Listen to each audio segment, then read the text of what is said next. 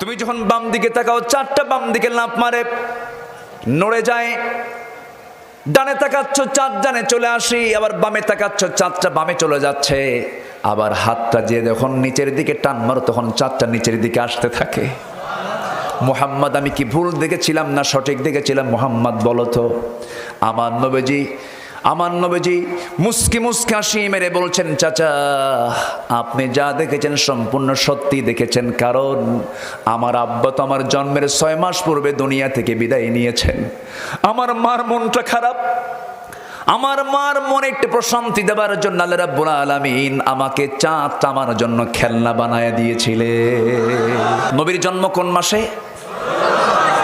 এলোকে কবর ধারে আধার চিড়ে চিনিস না কিরে, ওকে ও মা আমেনার কোল জোড়ে চাঁদ জানিস না কিরে।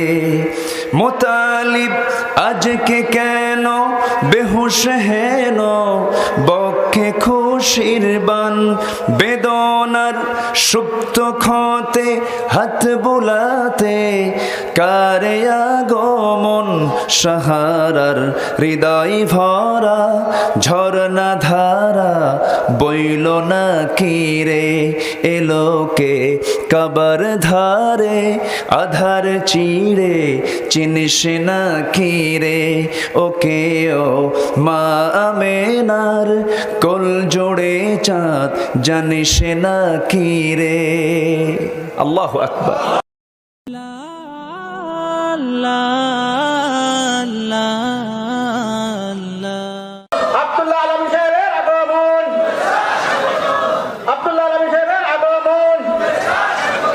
আলহামদুলিল্লাহ, আপনারা এতক্ষণ পর্যন্ত যার প্রতীক্ষায় ছিলেন তিনি আমাদের মাঝে উপস্থিত হয়েছেন।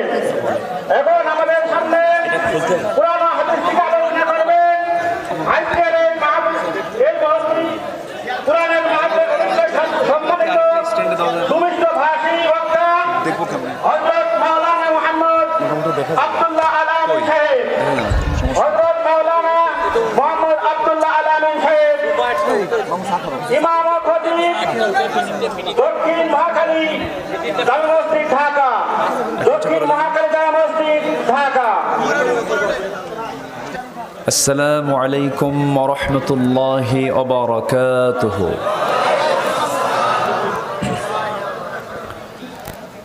إن الحمد لله الأكرم الذي خلق الإنسان وكرم وعلمه من البيان ما لم يعلم، فسبحان الذي لا يحصى امتنانه باللسان ولا بالقلم. نشهد أن لا إله إلا الله وحده لا شريك له، ونشهد أن سيدنا وحبيبنا ومولانا محمدا عبده ورسوله الذي أرسله بالحق بشيرا ونذيرا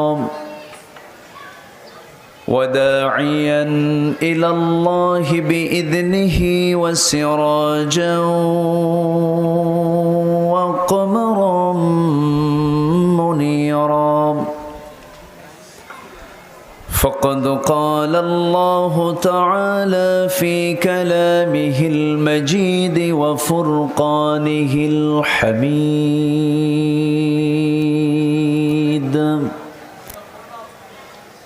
أعوذ بالله من الشيطان الرجيم. بسم الله الرحمن الرحيم.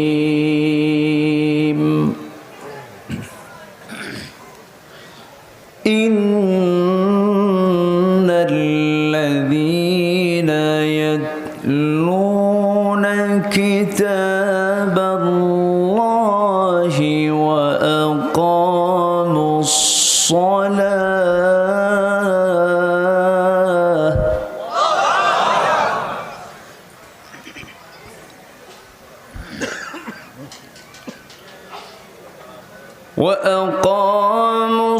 الصلاة وأنفقوا مما رزقناهم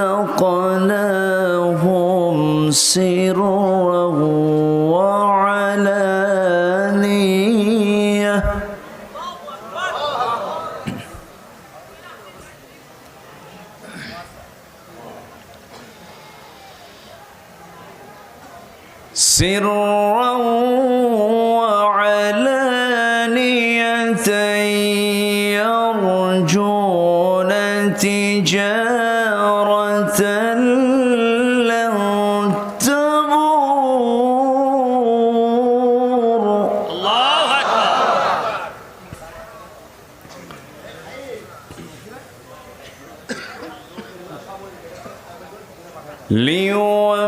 ليوفيهم أجورهم ويزيدهم من فضله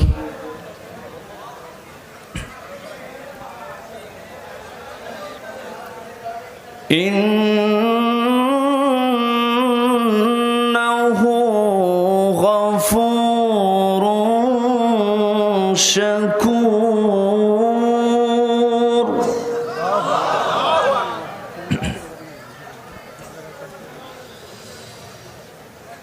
الله أكبر. بسم الله الرحمن الرحيم.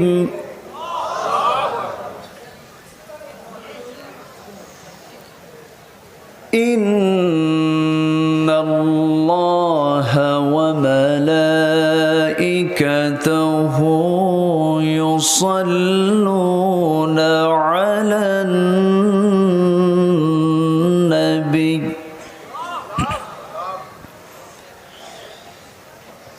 يا أيها الذين آمنوا صلوا عليه وسلموا تسليما. اللهم صل على سيدنا محمد.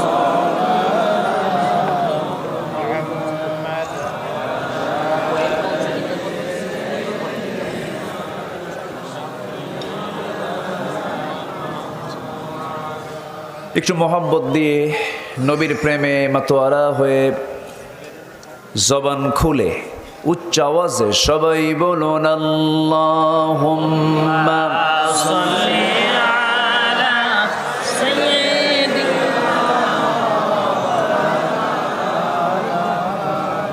মুহাম্মদ ওয়া আলা আলি সাইয়্যিদিনা শাফিঈনা মুহাম্মদ.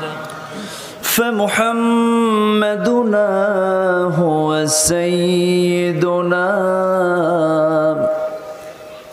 فالعز لنا لإجابته. اللهم صل على سيدنا مولانا محمد وعلى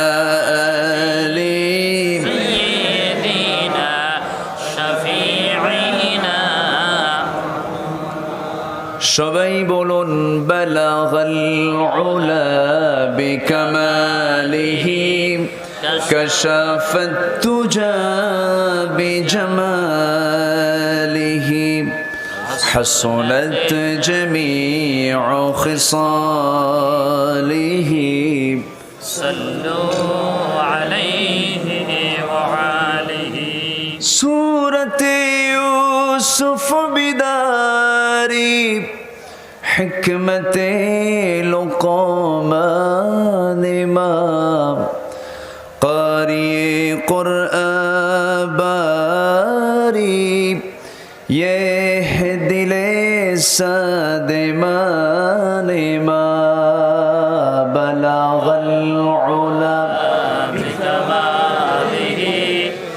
كشف التجى بجماله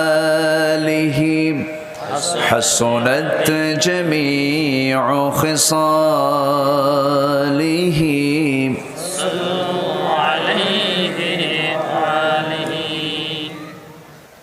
সামনে উপস্থিত আজকের মাহফিলের প্রধান আকর্ষণ, যাদেরকে নিয়ে আজকের এই সাজানো একটি বাগান, তৌহিদের পতাকাবাহী, কালেমার ঝান্ডাবাহী, দিন ইসলামের নরসারুদুল বীর মুজাহিদ, প্রাণপ্রিয় সম্মানিত দিনী ভাইরা, আড়ালে বসে আছেন শ্রদ্ধেয়া সম্মানিতা মা বোনেরা। আলোচনার প্রথমেই আনুষ্ঠানিকতার মধ্য দিয়ে আমার পক্ষ থেকে আবারও দিল খোলা সালাম, আসসালামু আলাইকুম ওয়া রাহমাতুল্লাহি ওয়া বারাকাতুহু। সবাই কেমন আছেন? আমাকেও প্রশ্ন করেছেন, তাহলে প্রমাণ হচ্ছে আপনারা আমাকে ভালোবাসেন। যে আপনি ভালো, আমিও ভালো, আলহামদুলিল্লাহ। সুস্থ মানুষের চাহিদা সীমাহীন, অসুস্থ লোকের চাহিদা একটা, কি হওয়া? সুস্থ হওয়া। এত বড় একটা নিয়ামতকে সাথে নিয়ে আমরা আসতে পেরেছি কোরআনের টানে জান্নাতের বাগানে। যিনি আসার বসার তৌফিক দিলেন সেই মহান রবের শানে বলছি আলহামদুলিল্লাহ। আবারও বলছি আলহামদুলিল্লাহ। চিৎকার মেরে বলছি আল্লাহুম্মা ইন্নী আসআলুকা আল হুদা ওয়াত তুকা ওয়াল আফাফা ওয়াল গিনা। সবাই বলি আল্লাহুম্মা লাকা আসলামতু ওয়া বিকা আমানতু ওয়া আলাইকা তাওয়াক্কালতু ওয়া ইলাইকা আনাবতু ওয়া বিকা খাসামতু। আমরা আল্লাহ তাআলার শুকর আদায় করে নিলাম। শুকর তো পাবার যোগ্য একমাত্র, কেবলমাত্র, শুধুমাত্র তিনি কে? আসতে বলবেন না, তিনি কে?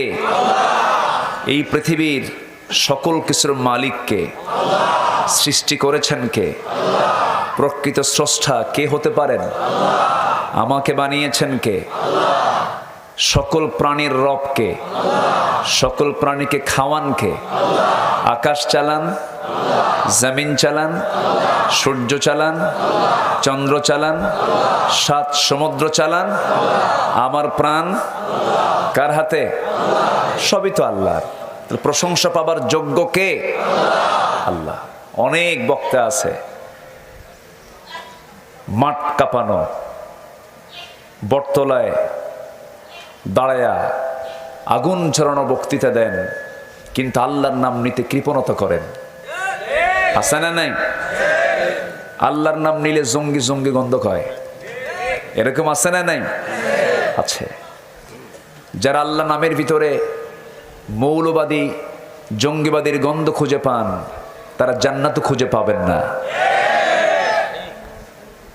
সর্বশক্তিমান আল্লাহর নামে, সর্বশক্তিমান সৃষ্টিকর্তার নামে শুরু করছি, এটা বলে যত সওয়াব হবে তার চেয়ে বেশি সওয়াব হবে বিসমিল্লাহির রহমানির রহিম। বাংলা কয়, আরবি বলতে চায় না। এরকম লোক আছে না নাই?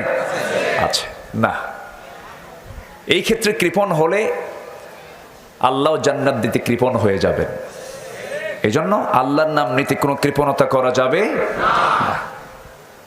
আমি আলোচনার সূচনায় কোরআনে কারীমের 35 নম্বর সূরা, মক্কি সূরা, 45টা আয়াত, 5টা রুকু, একটা আমি আয়াতের ভিতর থেকে 29 নম্বর আয়াত আমি তেলাওয়াত করেছি এবং 30 নম্বর আয়াত তেলাওয়াত দিয়ে শুরু করেছি। সূরাটার নাম হলো সূরাতুল ফাতির। সূরাতুল ফাতির। ফাতির মানে হলো আদি সৃষ্টিকর্তা। সৃষ্টিকর্তা কে? সৃষ্টি করেছেন সকল কিছু কে? এই সূরার নামকরণটা হয়েছে প্রথম আয়াত থেকেই।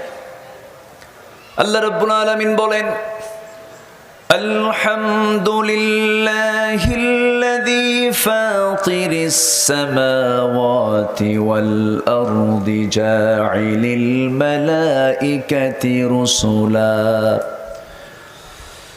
আল্লাহ রাব্বুল আলামিন, সকল প্রশংসা সেই মহান রবের জন্য যিনি আসমান এবং জমিন সৃষ্টি করেছেন এবং ফেরেশতাগুলোকে বানিয়েছেন কে?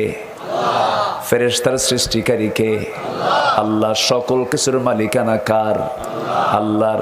এই আলহামদুলিল্লাহ দিয়ে সূরা ফাতিহা শুরু হয়েছে। সবাই ঠোঁট মিলিয়ে বলুন, আলহামদুলিল্লাহি রাব্বিল আলামিন। এটি একটি পরিপূর্ণ আয়াত। আমার আল্লাহর একটি পরিপূর্ণ পরিচয় একটা আয়াতই পাওয়া যায়। এমন রব শুধু একটা জগৎ নয়, সকল জগতের তিনি রব। জোরে বলি সুবহানাল্লাহ। আলাম এক বচন, আলামিন বহু বচন। শুধু এক জগৎ না, শুধু এই এক আসমান জমিন না, 7 আসমান জমিনের মালিক কে? আল্লাহ। আমার ভাইরা, আমার আল্লাহর প্রশংসা করতে গিয়ে বান্দা কখনো শেষ করতে পারবে না। তার কালামের প্রশংসা করতে গিয়েও, ব্যাখ্যা করতে গিয়েও শেষ করতে পারবে না, কোনোদিন সম্ভব নয়। ওয়ালাউ আন্নামা ফিল আরদি মিন শাজারাতিন আকলাম ওয়াল বাহরু ইয়ামুদ্দুহু মিন বা'দিহি সাবআতু আবহুরিম মা নাফিদাত কালিমাতুল্লাহ। জোরে বলুন আল্লাহু আকবার। গোটা পৃথিবীর অথই সমুদ্র, সমস্ত জলরাশি যদি কালি হয়ে যায় আর সমস্ত বৃক্ষরাজিকে যদি কলম বানিয়ে দেওয়া হয়, আমার রবের প্রশংসা, আমার রবের কালিমার ব্যাখ্যা লেখা যদি শুরু হয়ে যায়, সকল পানিরূপী কালিগুলো নিঃশেষ হয়ে যাবে, কিন্তু আমার রবের প্রশংসা, তার কালিমার ব্যাখ্যা লেখা কখনো শেষ করা যাবে না। জোরে বলি সুবহানাল্লাহ। তিনি আমার কে? তিনি আমার কে? সে আল্লাহ আমাকে যে কিতাবটা দিয়েছেন, এই কিতাবের নাম কি? আরো জোরে। এই পৃথিবীতে সবচেয়ে বেশি পড়া হয় কোন বই? কোন কিতাব? সবচেয়ে বিক্রি বেশি হয় কোন কিতাব? সবচেয়ে বেশি রিসার্চ হয় বেশি কোন কিতাব? চিন্তা করেন। এবং পৃথিবীতে এমন কোন সেকেন্ড বই নাই যার শুরু থেকে শেষ পর্যন্ত মানুষের সিনায় আছে, মুখস্থ আছে, মেমোরি হয়ে আছে, একমাত্র কোরআন। সুবহানাল্লাহ বলবেন না? কোন ধর্মগ্রন্থ পৃথিবীতে নাই যে ধর্মগ্রন্থের একজন মুখস্থকারী লোক খুঁজে পাওয়া যাবে, কিন্তু কোরআনের হাফেজ আছে কোটি কোটি। কথা কি বোঝা যায়? আচ্ছা, একটু জোর হবে একটু। এটা তো আমিও বলতেছি, একটু সাউন্ড জোর হবে, একটু জোর একটু দিয়ে দেন। আমি এটা চাচ্ছি অনেক আগের থেকে, কিন্তু আপনি বলে ফেললেন। ভিতরে মাইক একটু কম। আসমান জমিনের ফেরেশতাকে শোনায় লাভ নাই তো, মানুষকে শোনান। কোরআন বুঝবো মাথা দিয়া না দিল দিয়া? বলেন, মাথা দিয়া না দিল দিয়া? কোরআন নাজিল হয়েছে আমার নবীর মাথায় না দিলে? দিলে নাজিল হয়েছে, এজন্য দিল দিয়ে বুঝতে হবে। পৃথিবীর সকল জ্ঞান মাথা দিয়া, আর কোরআন হলো দিল দিয়া। জোরে বলে সুবহানাল্লাহ। তাহলে মজা পাওয়া যাবে। তাহলে কি পাওয়া যাবে? মজা পাওয়া যাবে। যারা কোরআনের ভুল ধরতে আসে ওরা মাথা দিয়ে পড়ে, ওরা দিল দিয়ে পড়ে না, এই জন্য ওদের মাথায় ঢোকেও না। আমরা কোরআন পড়বো মাথা দিয়া না দিল দিয়া? নাযালনা আলা কলবিক, হে রাসূল আমি আপনার দিলের উপরে কোরআন নাজিল করেছি। লা তুহাররিক লিসানাকা লিতাআজালা বিহি, অতএব আপনি এত অস্থির হয়ে যাবেন না। আমি আপনার সিনার ভিতরে আমি আল্লাহ এটাকে জমা করে দেব, সংরক্ষণ করে দেব। কার কথা? আল্লাহর কথা। ছোট্ট ছোট্ট বাচ্চারা 30 পারা কোরআন মুখস্থ করে। আপনাদের দয় আমার একটা ছোট্ট ছেলে আল্লাহ পাক আমাকে দান করেছেন, ও এই কয়েক মাসে 8 পারা মুখস্থ করে ফেলেছে। আমি বললাম, আব্বু তোমার কঠিন মনে হয় না? কাব্বু, যত পড়ি তত সহজ মনে হয়। কোরআন কত সহজ একটা কিতাবের নাম, আলহামদুলিল্লাহ বলবেন না? আর চাচার বয়স 70 হয়ে গেছে, চাচা কোরআন পড়তে পারে না। কিন্তু চাচাকে যদি বলা হয়, চাচা আপনার বাড়ির সামনে যে 3 বিঘা জমি আছে ওটার দাগ নাম্বার কত? 73 দাগ নাম্বার জানে, খতিয়ান জানে, CSRS MR সব টনটনা মুখস্থ। চাচা একটু কোরআন পড়েন। বাবা মুখে আসে না, বাবা আসে না? নাই? এটা কি চেষ্টার কমতি আছে না? নাই? আচ্ছা আমার ভাইয়েরা, আল্লাহ রাব্বুল আলামিন এই কিতাবের পরিচয় দিয়েছেন। আল্লাহর পরিচয় তো আমরা জানলাম, একটা আয়াত খুব কমন, যা ছাড়া নামাজ হয় না, লা সালাতা ইল্লা বিফাতিহাতিল কিতাব। সেই সূরা ফাতিহার ভিতরে প্রথম আয়াতে আমরা আল্লাহর পরিচয়, মূল পরিচয়টা পেয়ে গেলাম। আমার আল্লাহকে, আমার আল্লাহ হলেন গোটা জগতের তিনি রব। আর এই কোরআনটা কি যিকরুল লিল আলামিন, গোটা জগতের জন্য এটা হলো জিকির। জোরে বলে সুবহানাল্লাহ। আর আমার নবীর পরিচয় হলো কি? আল্লাহর পরিচয়টাও জানলাম, এরপরে কিতাবের পরিচয়টাও জানলাম। আর আমার নবীর পরিচয় হলো ওয়ামা আরসালনাকা ইল্লা রাহমাতাল লিল আলামিন। জোরে বলুন আল্লাহু আকবার। আমার নবীজি হলেন গোটা বিশ্ব জগতের জন্য রহমত, গোটা পৃথিবীর সকল জগতের জন্য তিনি রহমতের নবী। রহমত করে পাঠানো হয়েছে, বরকত করে পাঠানো হয়েছে। সেই নবীর জন্ম কোন মাসে? এই মাসের নামটা কি? জন্মের মাস রবিউল আউয়াল, মৃত্যুর মাসও রবিউল আউয়াল। রবিউল আউয়াল মাসে নবীর জন্ম হয়েছে, নবীর মৃত্যু হয়েছে। সিরাত পালন, সিরাতগুলো আমরা জানবো, কিন্তু আমার দেশে সিরাত জানবো কখন? মিলাদ আর সিরাত নিয়ে মারামারি, ঠিক কিনা? একটা হলো সিরাত গ্রুপ, আরেকটা হলো মিলাদ গ্রুপ, কিন্তু নামাজ নাই, দাড়ি নাই। আচ্ছা, আমার কথা কি শুনতে পাচ্ছেন তো একটু করে? জি বলি আলহামদুলিল্লাহ, জোরে বলি আলহামদুলিল্লাহ। মাহফিল তো হওয়ারই কথা না। মাহফিল ছিল কোন দিন, হলো কোন দিন, তাই না? আবার ডানে এতগুলো ক্যামেরা আসছে, বামে এতগুলো ক্যামেরা আসছে। ক্যামেরার চোখ দেখে তো ভয়ও লাগে। দেখেন কতগুলো চোখ আমার দিকে ছায়া আছে। আপনারা কয়জন আসছেন? কয়েক হাজার মানুষ হয়তো হবেন। কিন্তু এই ক্যামেরা দিয়ে কোটি কোটি মানুষকে তারা কোরআনের আলোচনাগুলো শোনাবে। বলি আলহামদুলিল্লাহ। আবার মাহফিলের 12টা এরাই বাজায়, কমিটির 12টাও বাজায়, বক্তারাও বেকায়দায় ফেলে দেয়। আছে এমন থাম্বনেইল দিয়ে দেয়, অমুক নায়িকার সম্পর্কে কি মন্তব্য করলেন অমুক বক্তা। কিন্তু নায়িকা নিয়ে কি মন্তব্য করবে বলেন তো? নায়িকার পাশে বক্তার ছবি, খুব পর্দা, তাই না? এই সমস্ত থাম্বনেইলগুলো দিয়ে বিব্রতকর অবস্থা সৃষ্টি হয়ে যায়। আমি খুব বেকায়দায় আছি এইগুলো নিয়ে, বুঝলেন? এগুলো চালানোর জন্য তো ইলম কালাম দরকার, একটু ইলম কালামও প্রয়োজন। মাথায় রাখতে হবে দ্বীনের সেবা। আমরা 2 ঘন্টা কথা বলি, 2.5 ঘন্টা, 3 ঘন্টা, 1.5 ঘন্টা, 1 ঘন্টা কথা বলি, এর মাঝে কি 2-1টা স্লিপ অফ টাং হবে না? ভুল হতে পারে না? সেই ভুলগুলো আরো সামনে দিয়ে দেয় এরা,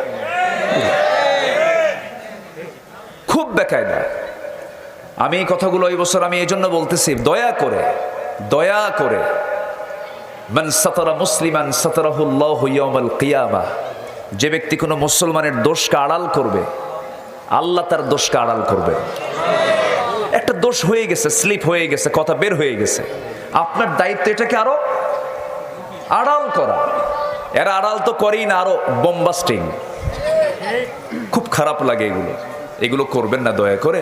একটু বললাম এই জন্য, কারণ নতুন অঞ্চলে আবার আসছি, আজকে এগুলো একটু বলে দিলাম একটু সতর্কতার সাথে, যেহেতু এগুলো স্পর্শকাতর, আমাদের কথাগুলো সবার সামনে চলে যায়। এই জন্য আমাদেরকে একটা দায়মুক্ত না হয়ে, দায়বদ্ধ হয়ে কথাগুলো বলতে হয়। খুবই স্পর্শকাতর, আপনারা একটু খেয়াল করার চেষ্টা করবেন। আল্লাহ তুমি ইউটিউবারদেরকে দ্বীনের মানসিকতা নিয়ে খেদমত করার তৌফিক দিয়ে দাও। জোরে বলি আমিন। যে ঘটনা ঘটেই নাই, তার দুদিন আগে মাহফিল করছে, পরের 2 দিন পরের ঘটনা আগের দিনের মাহফিলের সঙ্গে লাগাই দিছে। সেদিন দেখি একটা জায়গায় আমি ইউটিউবারকে একজনকে ফোন দিয়ে বললাম, এই ঘটনা তো কালকে, রস তো 3 দিন আগের, এর সঙ্গে লাগালি হুজুর ভিউয়ার্স বাড়াবো। এর কি তাহলে সত্য কথা না মিথ্যা কথা বলেন তো? এগুলো করা যাবে না, এগুলো করবেন না দয়া করে। আল্লাহ তুমি বোঝার তৌফিক দিয়ে দাও। জোরে বলি আল্লাহুম্মা আমিন। সম্মানিত ভাইরা, ঝিনাইদহ একটি বরকতি এলাকা, বলি আলহামদুলিল্লাহ। 2-1টা আবু জেহেল আছে, 2-1টা আবু জেহেল থাকতে হবে তো। 2-1টা আবু জেহেল আছে না নাই? আছে না নাই? আছে। ওগুলো কিছু না, ওগুলো সব ঠিকঠাক হয়ে যাবে। দেখতে পাচ্ছেন না? আচ্ছা, হ্যাঁ এখন দেখা যায়। আচ্ছা ঠিক আছে, আর কোনো কথা বলা যাবে না। সূরার নাম কি মনে আছে আপনাদের? কি সূরা? সূরা ফাতির। ফাতির মানে হলো স্রষ্টা। তিনি কে? আসতে বলবেন না, তিনি কে? সূরা নাম্বার কত? 35। সূরা নাম্বার কত? 35। কেন বলতেছি বারবার জিজ্ঞাসা করছি, মনোযোগ আছে কিনা, এই জন্য প্রশ্ন করছি। আমার ভাইয়েরা, আমরা দুনিয়াতে যে কোনো কাজ করতে গেলে লাভ খুঁজি, লসটার দায় নিতে চাই না, সবসময় লাভটা খুঁজি, লসকে নিতে চাই নাকি? লস কেউ নিতে চায় না। ব্যবসা করতে গেলে তার মূল লক্ষ্য হলো লস করা না লাভ করা? লাভ করা। কেউ ব্যবসায়ী লস করতে চায় না। ব্যবসায় লাভের মানসিকতা নিয়ে ব্যবসায় নেমে যায়, এরপরও ব্যবসা মানে লাভ হবে কি লস হবে? ব্যবসা মানে আপনি লস করবেন না, লস হবে না, এমন চিন্তা মাথায় নিয়ে আসলে পরে আপনি ব্যবসা করতে পারবেন না। দুনিয়ার তিজার, দুনিয়ার ব্যবসায় লাভও আছে লসও আছে, কিন্তু আল্লাহ পাক বান্দাকে ডাক দিয়ে বলছেন, বান্দারে এমন একটা বিজনেসের কথা বলবো যে বিজনেসটা করলে পরে কখনো তোমার লস হবে না। জোরে বলে সুবহানাল্লাহ। সেই বিজনেস কি আমরা কি শুনবো না ইনশাআল্লাহ? জোরে বলি ইনশাআল্লাহ। সেই বিজনেসটা হচ্ছে আমরা 3টা কাজ করব। কয়টা কাজ? 3টা কাজ করলে আমাদের সেই ব্যবসায় কোনো লস হবে না। আসুন ধীরে ধীরে আমরা মূল আলোচনার দিকে আস্তে আস্তে চলে যাচ্ছি, আয়াতের দিকে চলে যাচ্ছি। আল্লাহ রাব্বুল আলামিন সুন্দর করে বলছেন, ইন্নাল্লাযীনা ইয়াতলুনা কিতাবাল্লাহি ওয়া আকামুস সালাতা ওয়া আনফাকু মিম্মা রাযাকনাহুম সিররান ওয়া আলানিয়াহ وأنفقوا مما رزقناهم سرا وعلانية يرجون تجارة لن تبور। জোরে বলুন আল্লাহু আকবার। এই তিজারা শব্দটা আল্লাহ রাব্বুল আলামিন আরেকটা সূরার ভিতরে সুন্দর করে বলেছেন, হাল আদুল্লুকুম আলা তিজারাতিন তুজিকুম মিন আযাবিন আলীম তুমিনুনা বিল্লাহি ওয়া রাসূলিহি ওয়া তুজাহিদুনা ফি সাবিলিল্লাহি বিআমওয়ালিকুম وأنفسكم ذلكم خير لكم إن كنتم تعلمون। জোরে বলুন আল্লাহু আকবার। আমি কি তোমাদের এমন একটা বিজনেসের কথা বলবো যেই বিজনেস তোমাকে জাহান্নামের আগুন থেকে বাঁচাবে? আল্লাহ রাব্বুল আলামিন কোরআনে কারীমের কোন একটা আয়াতে খুঁজে পাবেন না তিনি বলেছেন নামাজ পড়লে তোমাকে জান্নাত দেওয়া হবে, রোজা রাখলে তোমাকে জান্নাত দেওয়া হবে, হজ করলে তোমাকে জান্নাত দেওয়া হবে, দান করলে তোমাকে জান্নাত দেওয়া হবে। পৃথিবীর যে কোনো কাজের ব্যাপারে আল্লাহ রাব্বুল আলামিন কোরআনে কারীমের মধ্যে আপনি যান মূল কাজের ব্যাপারে আল্লাহ রাব্বুল আলামিন কোথাও বলেন না আমি তোমাকে এই কাজটা করলে জান্নাত দেব। কিন্তু আল্লাহ রাব্বুল আলামিন একটা কাজ করলে জান্নাতটা দিয়ে দিবেন, সেই কাজটাকে আল্লাহ রাব্বুল আলামিন বলছেন জাহান্নামের আগুন থেকে যদি তুমি বাঁচতে চাও একটা বিজনেস তোমাকে করতে হবে, সেটা হলো তুমিনুনা বিল্লাহি ওয়া রাসূলিহি ওয়া তুজাহিদুনা ফি সাবিলিল্লাহি বিআমওয়ালিকুম ওয়া আনফুসিকুম। জোরে বলুন আল্লাহু আকবার। সেই জাহান্নাম থেকে যদি বাঁচতে চাও পাকা ইমানদার তোমাকে হতে হবে। নামাজ পড়লেই কিন্তু পাকা ইমানদার হওয়া যায় না। মুনাফিক নামাজি আছে না নাই? মুনাফিক রোজাদার আছে না নাই? মুনাফিক হাজি আছে না নাই? টাটকা হাজি আবার টাটকা সুদখোর আছে না নাই?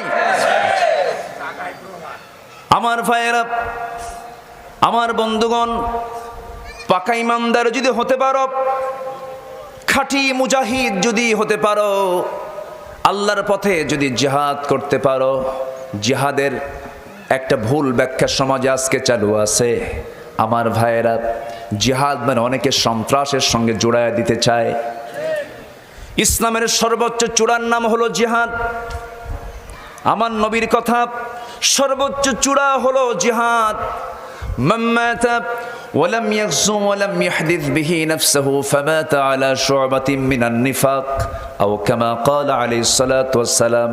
আমার রাসূল বলেছেন যে ব্যক্তি মারা গেল অথচ জিহাদ করলো না, জিহাদের তামান্নাও রাখলো না, সে ব্যক্তির মরণ যেন মুনাফিকের মরণ। জোরে বলি নাউযুবিল্লাহ।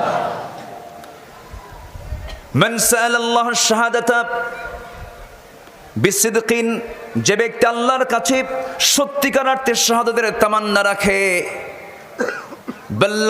বাল্লাগাল্লাহুল মানাজিলাশ শুহাদা, আল্লাহ তাকে শহীদের মর্যাদা দিয়ে দেন।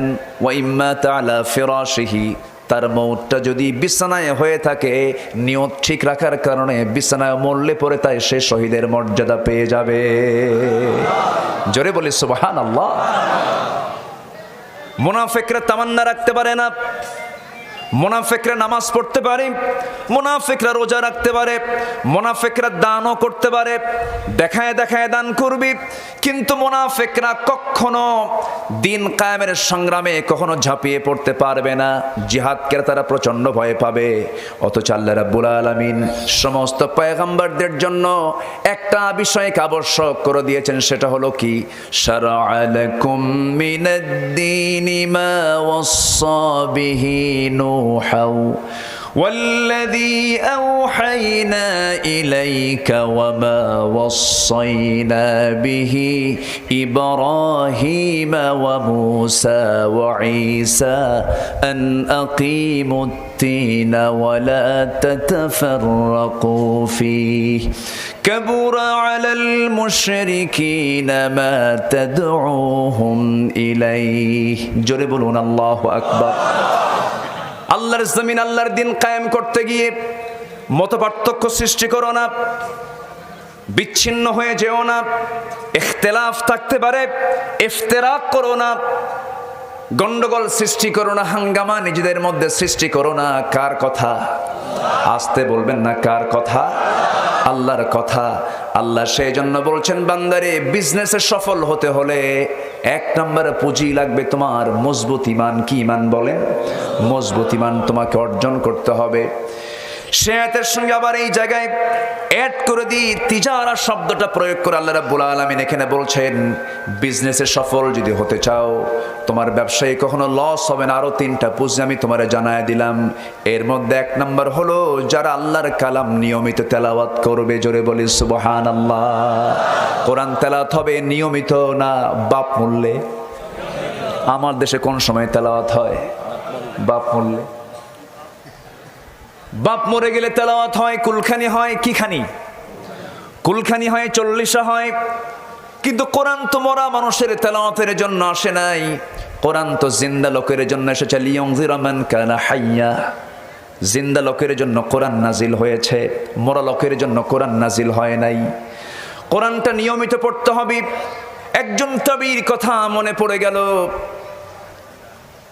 সেই তাবিব একজন সাহাবীর ছেলে, একজন মহিলা সাহাবীর ছেলে, আমার নবীজির অত্যন্ত প্রিয় সাহাবী, যাকে হাওয়ারি বলা হয়, জুবাইর ইবনে আওয়াম রাদিয়াল্লাহু তাআলা আনহু। তার বাবা, তার মা হচ্ছেন আসমা বিনত আবু বকর রাদিয়াল্লাহু তাআলা আনহা।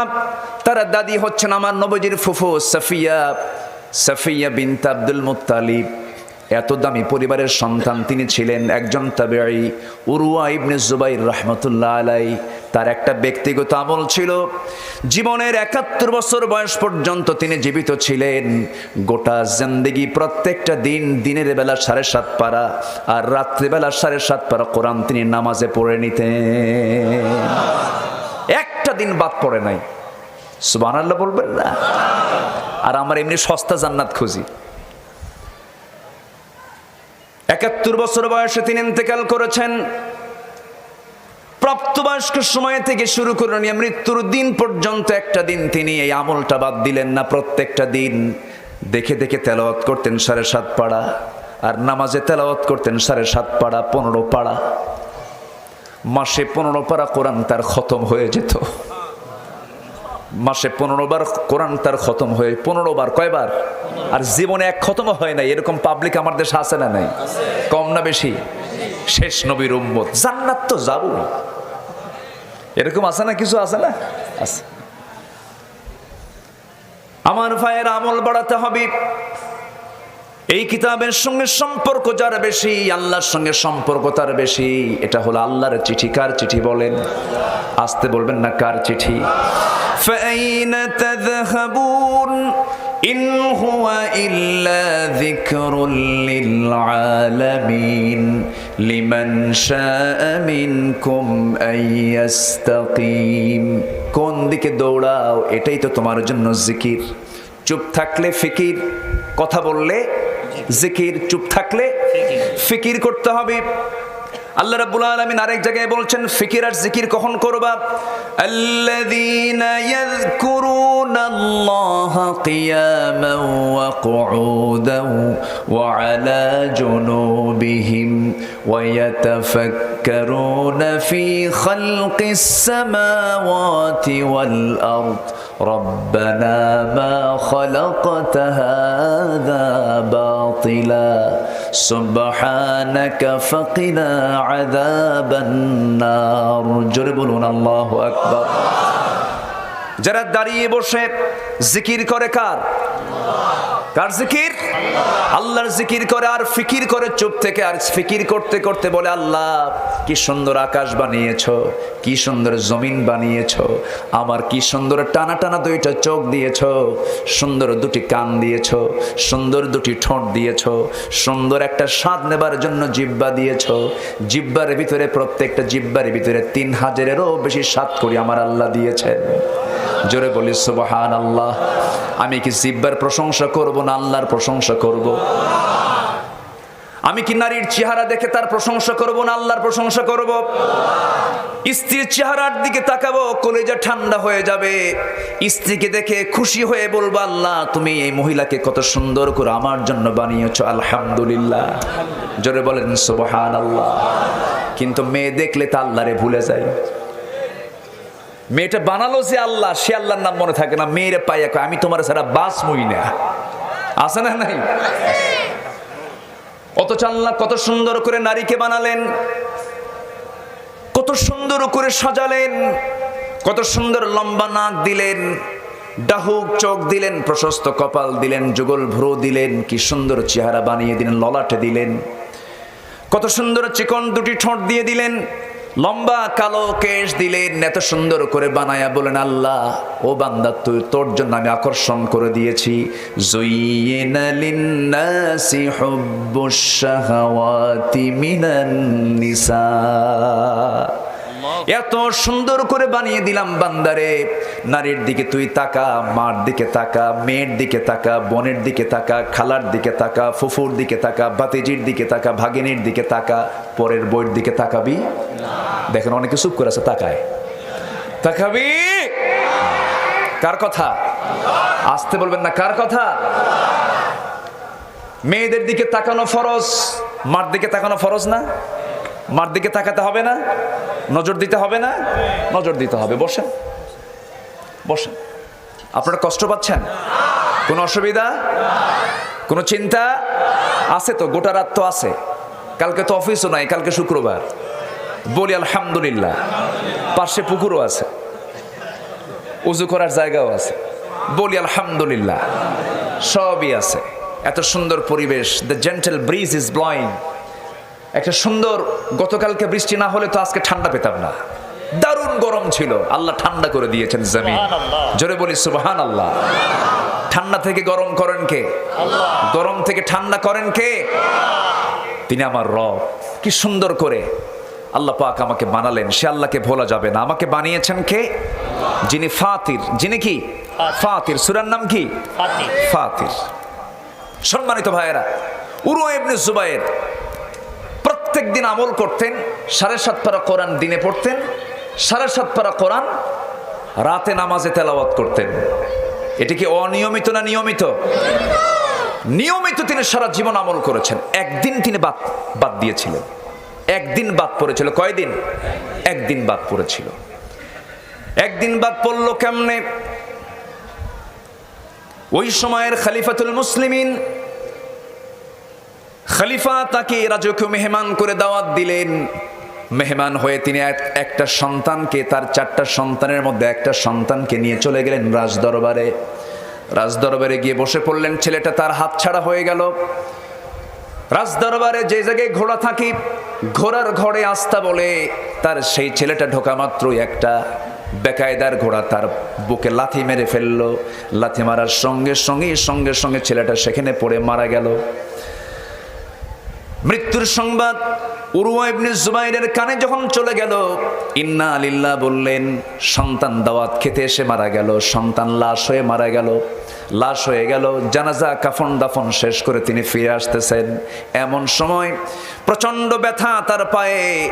এক পর্যায়ে ডাক্তার বলে দিল, উরওয়া বিন জুবাইর, তোমার তো একটা পায়ে জটিল রোগ ধরা পড়েছে, তোমার পায়ে ক্যান্সার হয়ে গেছে। তোমার পাটা না কাটা পর্যন্ত এই জিনিসটা গোটা শরীরে ঢুকে পড়লে পরে তুমি মারা যাবে, তোমার পাটা কাটতে হবে। কি করো তুমি, কি সিদ্ধান্ত নিতে যাচ্ছ? তিনি বললেন, ঠিক আছে, আমি প্রস্তুত আছি। কিন্তু শল্য ডাক্তাররা যখন চিকিৎসা করতে নিয়ে যখন বলেন পাটা কাটতে হবে, শর্ত হলো তোমাকে অজ্ঞান করার জন্য মদ্যপান করতে হবে। তিনি বললেন, মইরা যাব কিন্তু মদ খাবো না। সুবহানাল্লাহ বলবেন না? একটু মদ পান করতে হবে। তিনি বললেন, না, তোমরা আমার চেতনা নাশক কোনো কিছু দেওয়ার দরকার নাই, আমার তৃপ্তির কোরআন তেলাওয়াত করব, তোমরা আমার পাটা কেটে ফেলবে। ইন্নাল্লাযীনা ইয়াতলুনা কিতাবাল্লাহ, নিঃসন্দেহে যারা তেলাওয়াত করবে কার কিতাব? আসতে বলবেন না, কার কিতাব? তেলাওয়াত করলে কোনো লস না লাভ?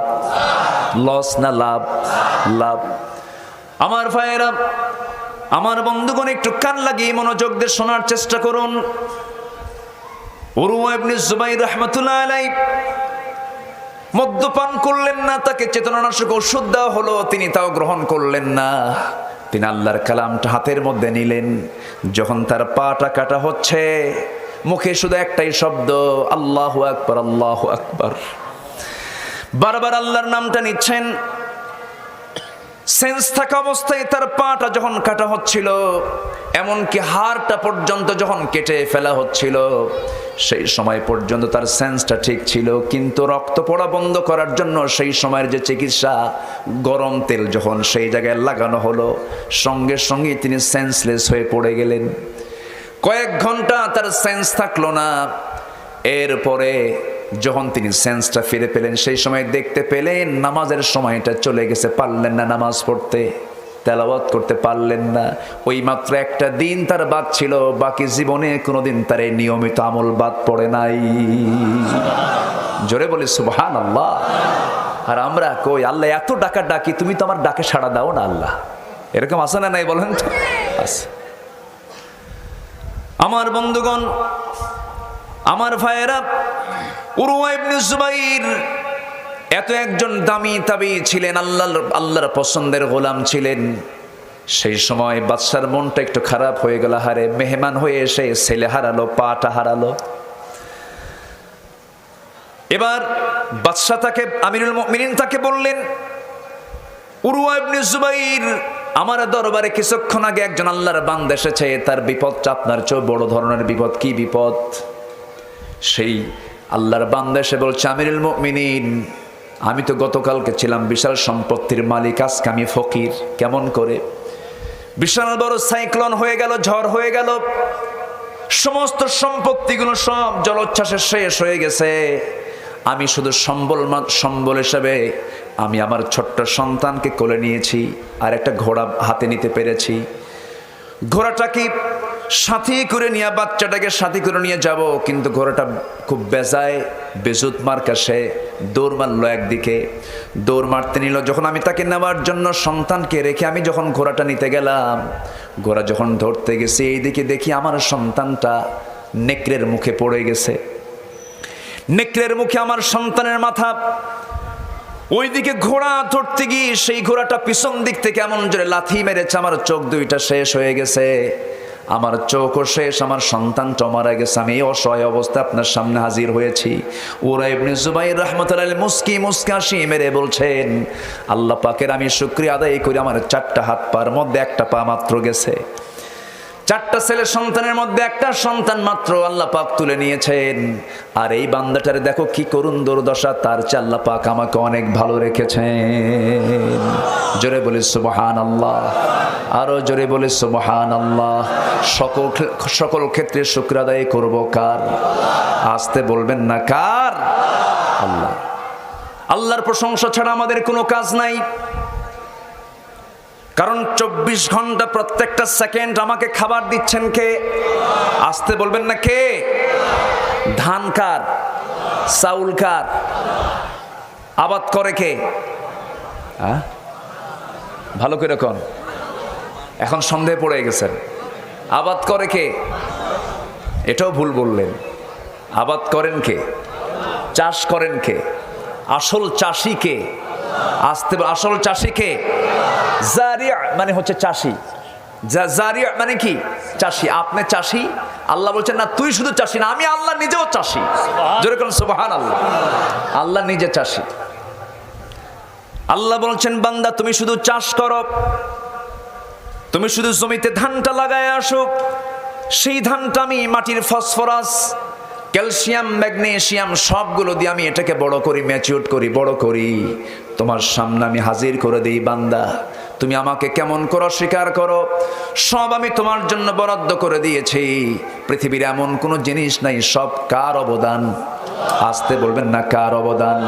আকাশ চলে কার নিয়মে? সূর্য চলে কার নিয়মে? চন্দ্র চলে কার নিয়মে?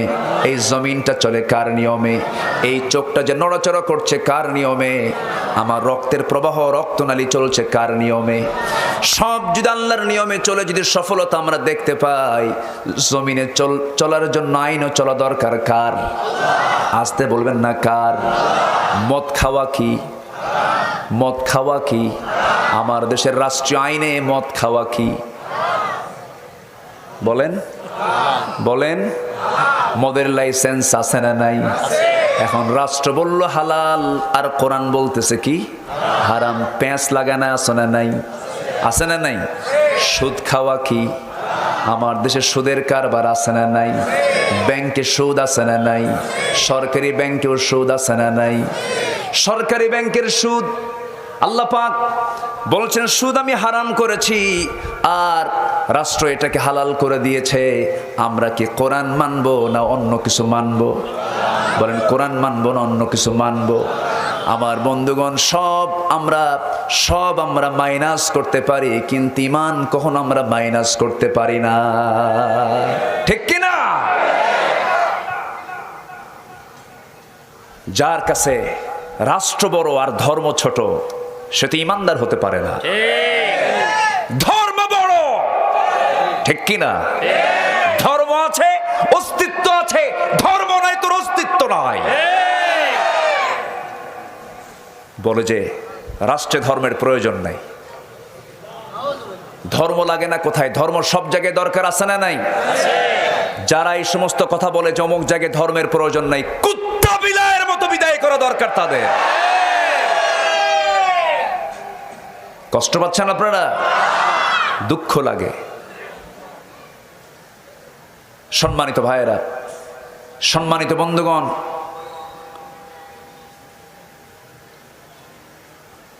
ইসলাম কার? আসতে ইসলাম কার? ইসলাম ছাড়া পৃথিবীতে যা আছে এগুলো কার? সবই আল্লাহর। আকাম কুকামও আল্লাহর। জোরে কর নাউজুবিল্লাহ। এত সুন্দর ঝিনাইদার মানুষ, আমি তো মনে হচ্ছে ফজর পর্যন্ত আজকে ওয়াজ হবে। কারো কোনো অসুবিধা নাই তো? জি। ভয় করে কি লাভ ভাই? ভয় করে কয়দিন? ভয় করে জয় করা যায় না, ঠিক কি না? ভয় নাই। ভয় যদি কেউ করে ভাবতে হবে ওর মুশরিক। ভয় ইমানদার আনতে পারে না। ভয়কে জয় করে বাতিল শক্তির মোকাবেলা করতে হবে মুসলমান। এই দিলে কার ভয়? অন্য কোনো ভয় ঢুকালে তাহলে শিরিক হলো না? এই দিলে কার ভয়? ওয়াম্মা মান খাফা মাকামা রাব্বিহি। এই দিলে কার ভয় থাকতে হবে? আল্লাহর ভয় থাকতে হবে। এক আনা না 16 আনা? আসতে বলবেন না, এক আনা না 16 আনা? 16 আনা। আল্লাহর ভয়ে ইস্তেকামাত করতে হবে, সকল হারামকে বর্জন করতে হবে। আমরা কিন্তু সফলতার পেছনেই দৌড়াই, লসের কাছে আমরা কেউ যাই না, লাভের কাছে চলে যাই। কোরআন এবং কোরআনকে সামনে রেখে যদি আমি কথা বলতে যাই, 19টি কাজ করলে পরে আমরা সফল হব। কয়টা কাজ করলে? 19টা কাজ করলে পরে একটাও কিন্তু বলি নাই, একটা একটা করে আজকে শোনাবো। জোরে বলি ইনশাআল্লাহ, আরো জোরে বলি ইনশাআল্লাহ। দেখি তো কে ওঠে। কাউকে উঠতে দেওয়া হবে না আজকে। এখন ইনশাআল্লাহ কেউ কয় না, সব ভয় পেয়ে গেছে। হুজুর কি যে বন্দিশালায় পড়ে গেলাম। কারো কোনো অসুবিধা নাই তো? এত সুন্দর মানুষ আপনারা। ঝিনাইদা কিসের জন্য বিখ্যাত? না, ক্যাডেট কলেজ তো খাওয়ার জিনিস না। খাওয়ার জিনিস কিছু বলেন। পান হলো? আচ্ছা, পান না, তাও হলো না। পান তো কোনো খাদ্যের মধ্যে পড়ে না। হ্যাঁ, খেজুরের গুড়। আরে যশোরে খই, আপনারা একটু খেজুর বানায় দেন না, কি আছে? যে এখানে অনেক খেজুর গাছ আছে না? খেজুর গাছ আছে। সম্মানিত ভাইয়েরা, আল্লাহ পাক এক একটা এলাকায় এক একটা বরকত দিয়েছেন, বলি আলহামদুলিল্লাহ। ঝিনাইদাতে যা আছে এটা আপনি অন্য এলাকায় পাবেন না। তবে ঝিনাইদার সবচেয়ে সুন্দর জিনিস হলো, সবচেয়ে সুন্দর যেটা আমার লাগে সেটা হচ্ছে ভাষা। সুন্দর কথা আপনারা বলতে পারেন, বলি আলহামদুলিল্লাহ। আপনাদের চাইতে আরো সুন্দর কথা বলতে পারেন নোয়াখালী। হাসেন কেন?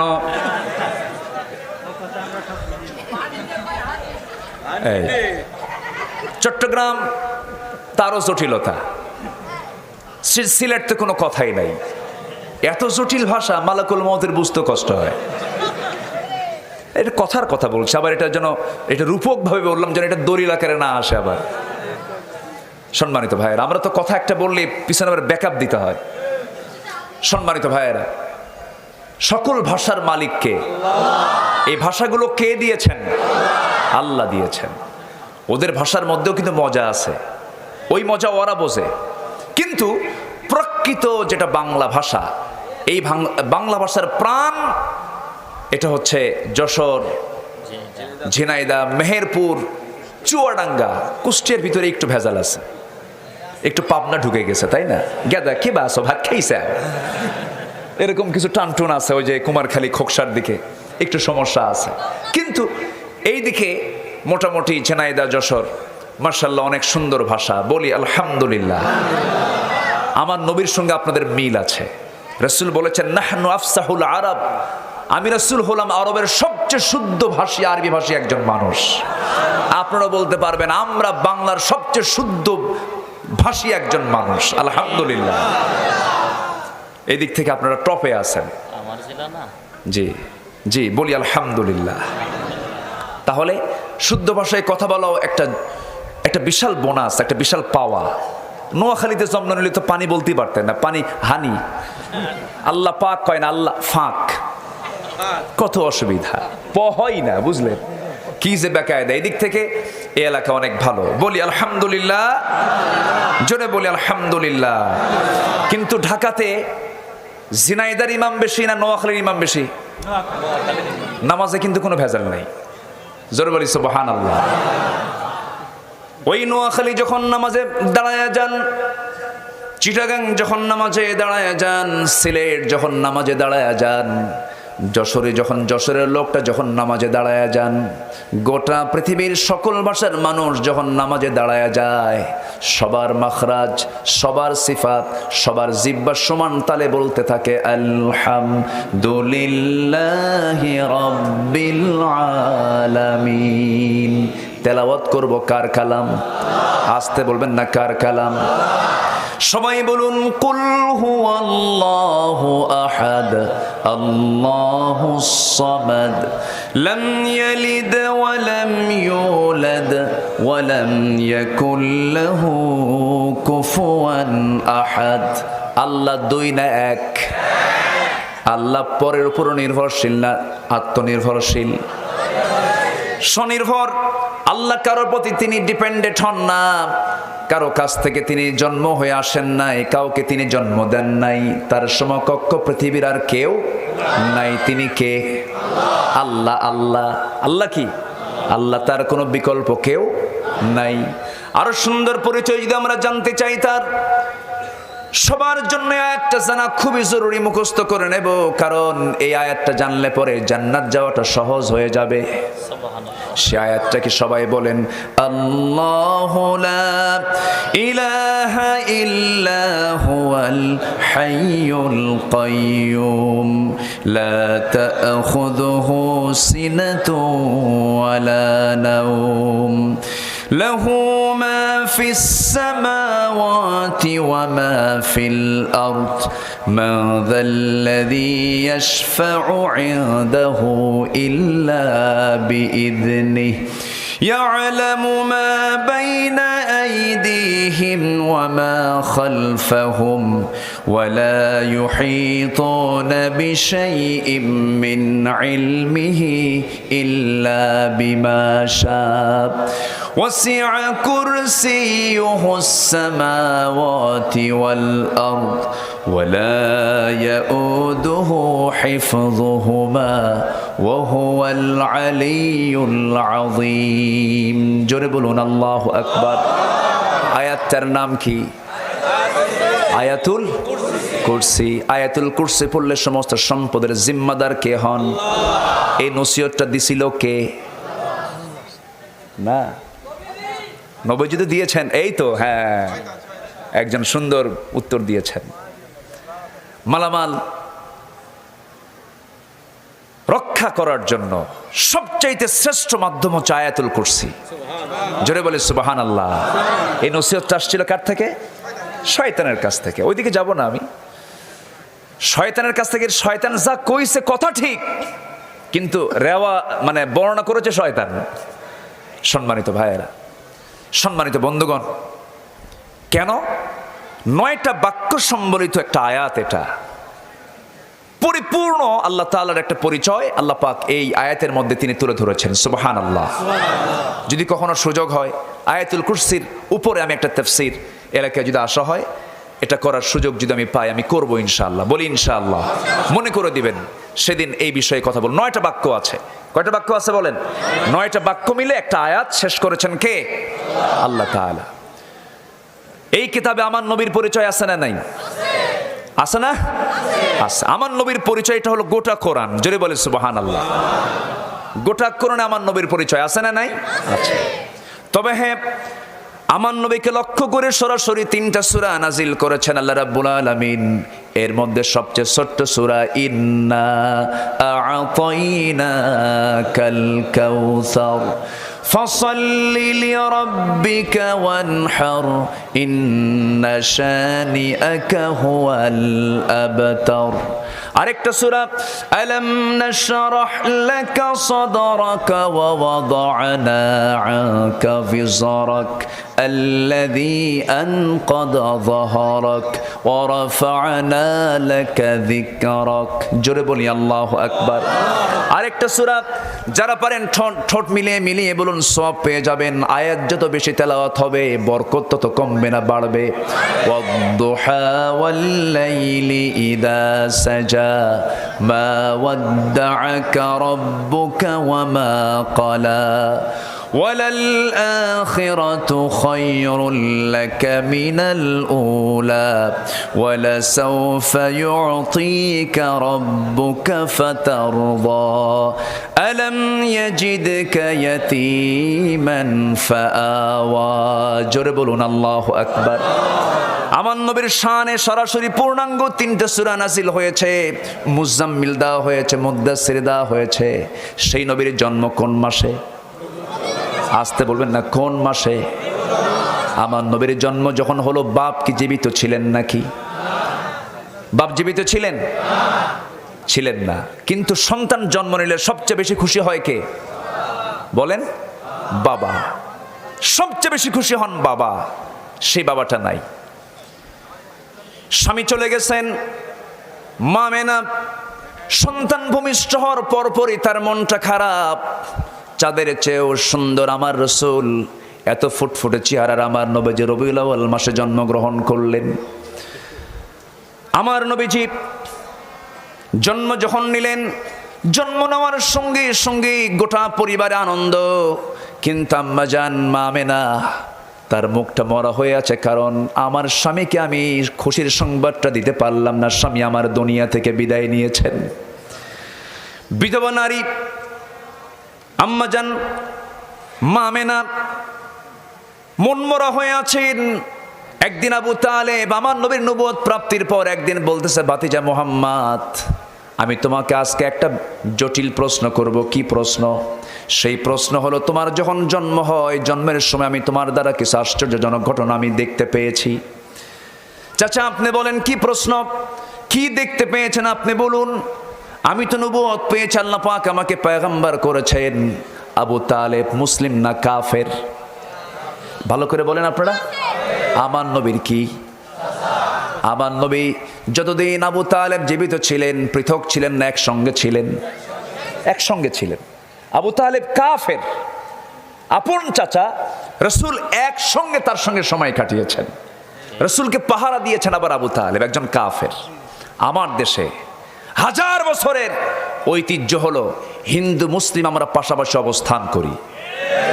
বলি আলহামদুলিল্লাহ, বলি আলহামদুলিল্লাহ। সকল কিছুর ঊর্ধ্বে হলো তারা মানুষ, ঠিক কিনা?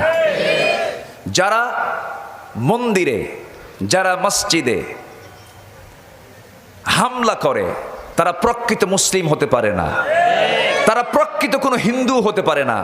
তাদের কোনো ধর্ম নেই, জাত নেই। তারা হচ্ছে দুর্বৃত্ত, অমানবিক।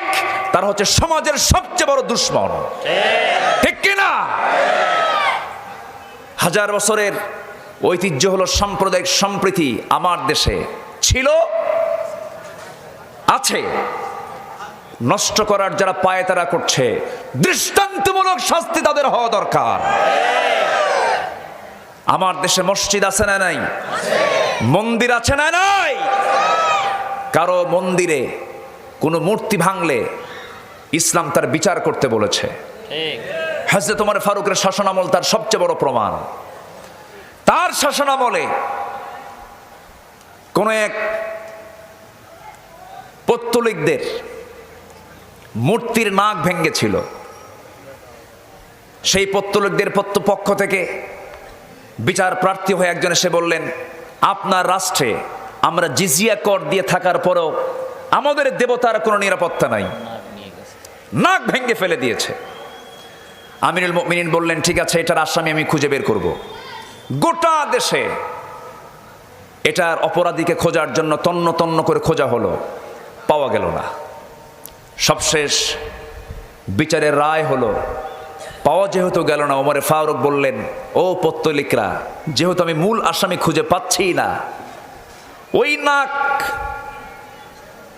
ওই নাকটা ভেঙে ফেলার অপরাধে আমি যেহেতু এই জনপদের নাগরিক, আমি হলাম আমির, আমি হলাম নেতা, আমি হলাম লিডার, আমি হলাম প্রধান আমির, অতএব তোমরা এটার বিকল্প হিসাবে আমার নাকটা তোমরা কেটে নাও।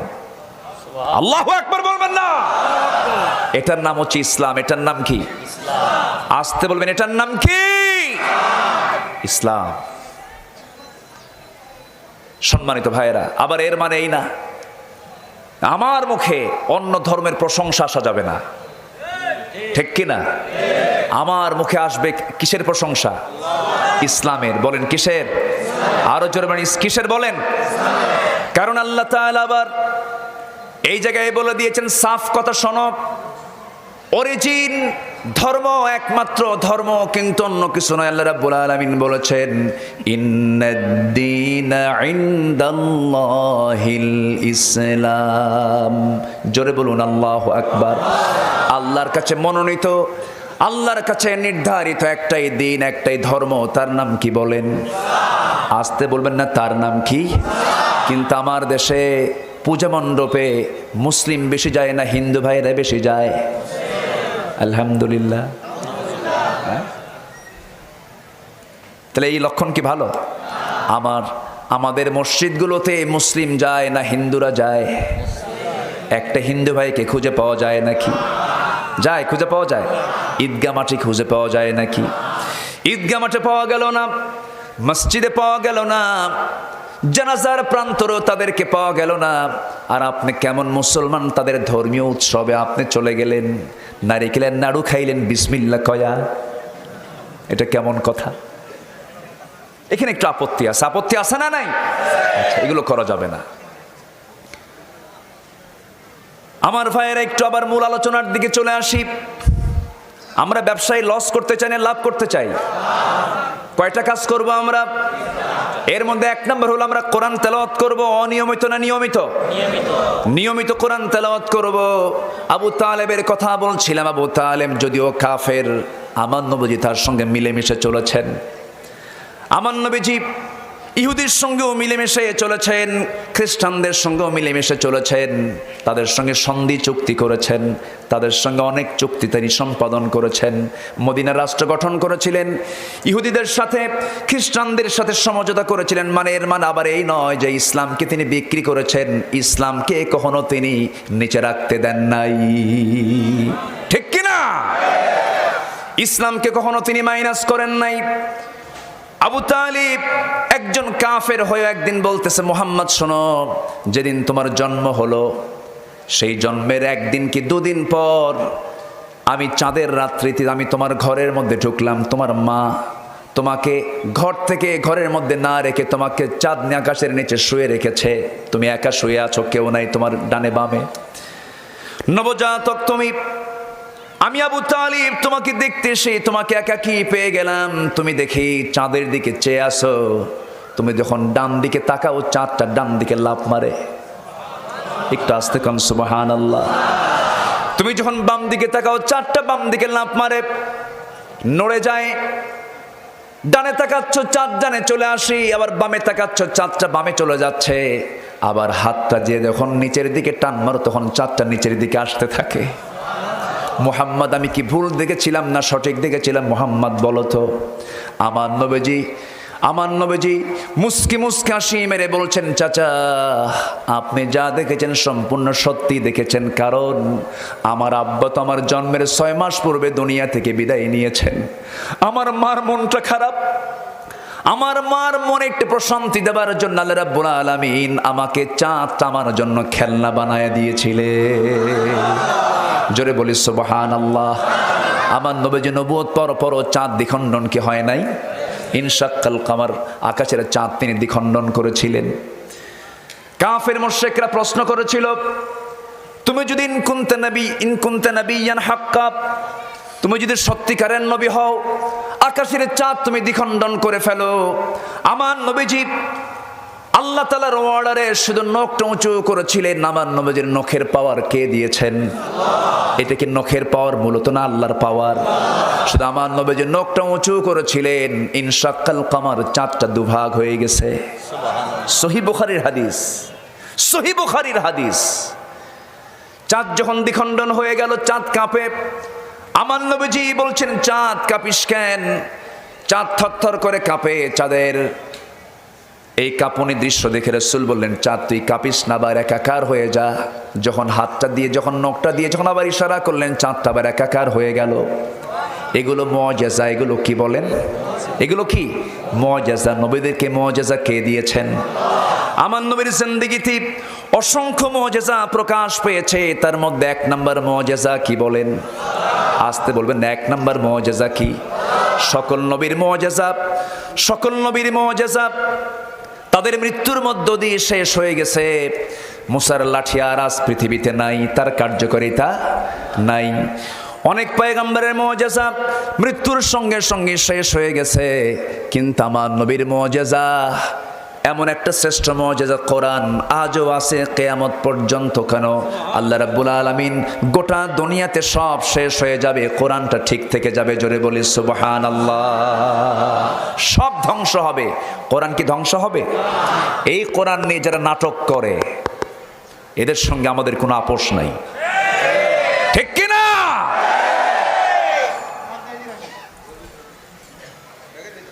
সম্মানিত ভাইয়েরা, কি কোনো অসুবিধা? ও আচ্ছা, আলোচনা চালাবো তো, কোনো অসুবিধা নাই তো? বলি আলহামদুলিল্লাহ। কোরআন নিয়ে যদি কোনো কেউ অসম্মানজনক, অবমাননাকর কোন সিচুয়েশন যদি কেউ তৈরি করার অপপ্রয়াস চালায়, এক্ষেত্রে ঈমানের দাবি হলো চূড়ান্ত শক্তি করে তার মোকাবেলা করা।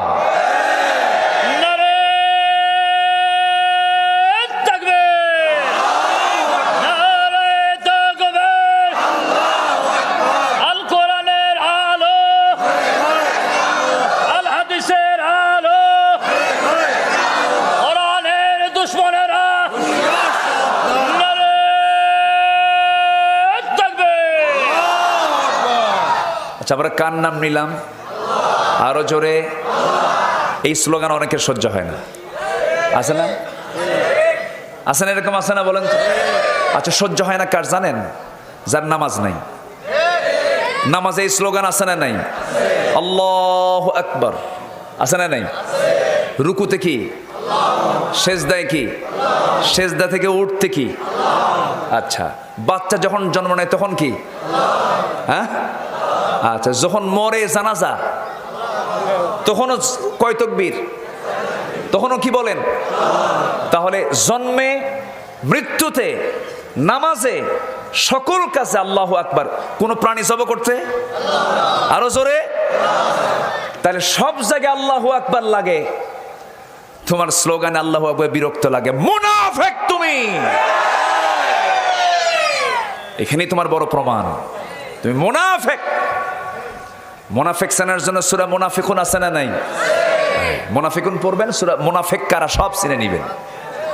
যাদের কাছে এই স্লোগান বিরক্ত লাগে, জুলফিকার ভাই যে স্লোগানটা দিল, যে তাকবীরটা দিল, এটা যার কাছে বিরক্ত লাগবে, মনে হবে যে না, এটা আবার কি শুরু হলো, ভাববেন যে ওর মধ্যে মুনাফিকদের যে লিডার ছিল, ওদের রক্ত কিছু ঢুকে দেওয়া আছে। কষ্ট হচ্ছে নাকি আপনাদের? নবীর জন্ম কোন মাসে? এলোকে কবর ধারে আধার চিড়ে চিনিস না কিরে, ওকে ও মা আমেনার কোল জোড়ে চাঁদ জানিস না কিরে। মুতালিব আজকে কেন বেহুশ হেন, বক্ষে খুশির বান বেদনার সুপ্ত ক্ষতে হাত বুলাতে, কারে আগমন সাহারার হৃদয় ভরা ঝরনা ধারা বইল না কিরে।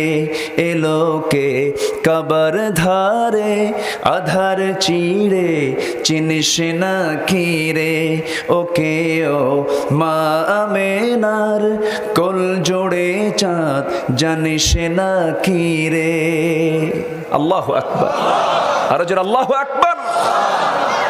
আমার নবীজির জন্ম গোটা জগতের জন্য রহমত, জোরে বলি সুবহানাল্লাহ।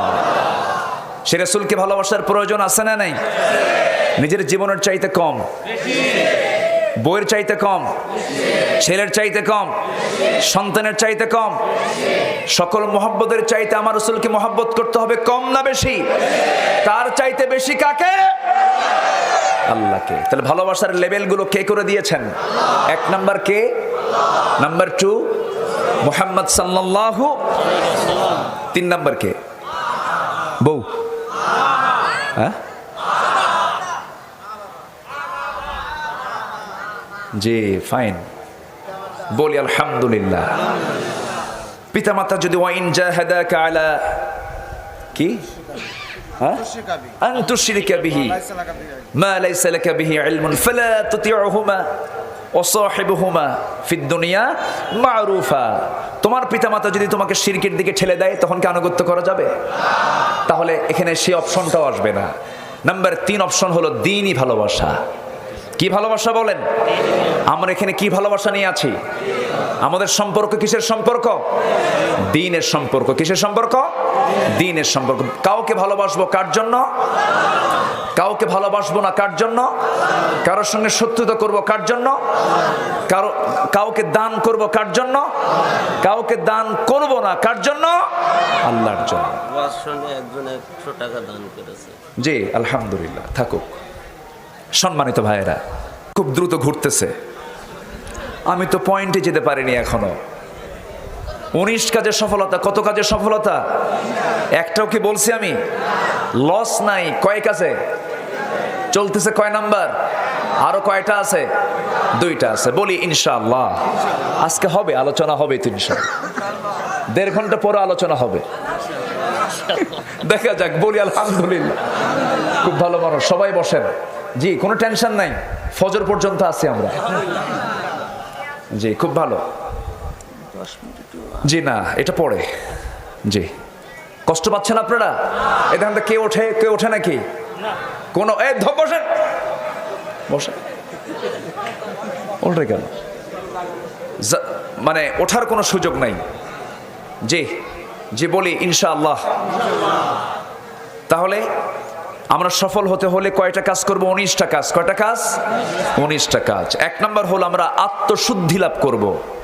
আমাদের নফসের মধ্যে ভেজাল আছে না নাই? নফস কি ভালো কিছু চায় না খারাপ কিছু চায়? জমির আইল ঠিক রাখতে চায় না একটু ঘুরাতে চায়? বলেন তো। মনে হয় একটু বেশি করে নেই, নেওয়ার সময় বেশি নেই, দেওয়ার সময় কম দেই। এই নফসের মধ্যে ভেজালি আছে না নাই? আমার ভাইয়েরা, সাফল্য যদি আমরা অর্জন করতে চাই 19টা কাজ আমরা করে যাব। আজকে যদি সময় পেয়ে যায় একটা একটা করে আমি বলার চেষ্টা করছি। এর মধ্যে 1 নাম্বার হলো আমরা নফসের শুদ্ধতা নিয়ে আসবো, তাসকিয়াতুন নফস নিয়ে আসবো। আল্লাহ রাব্বুল আলামিন বলছেন কোন ব্যক্তি প্রকৃত সফল কাম?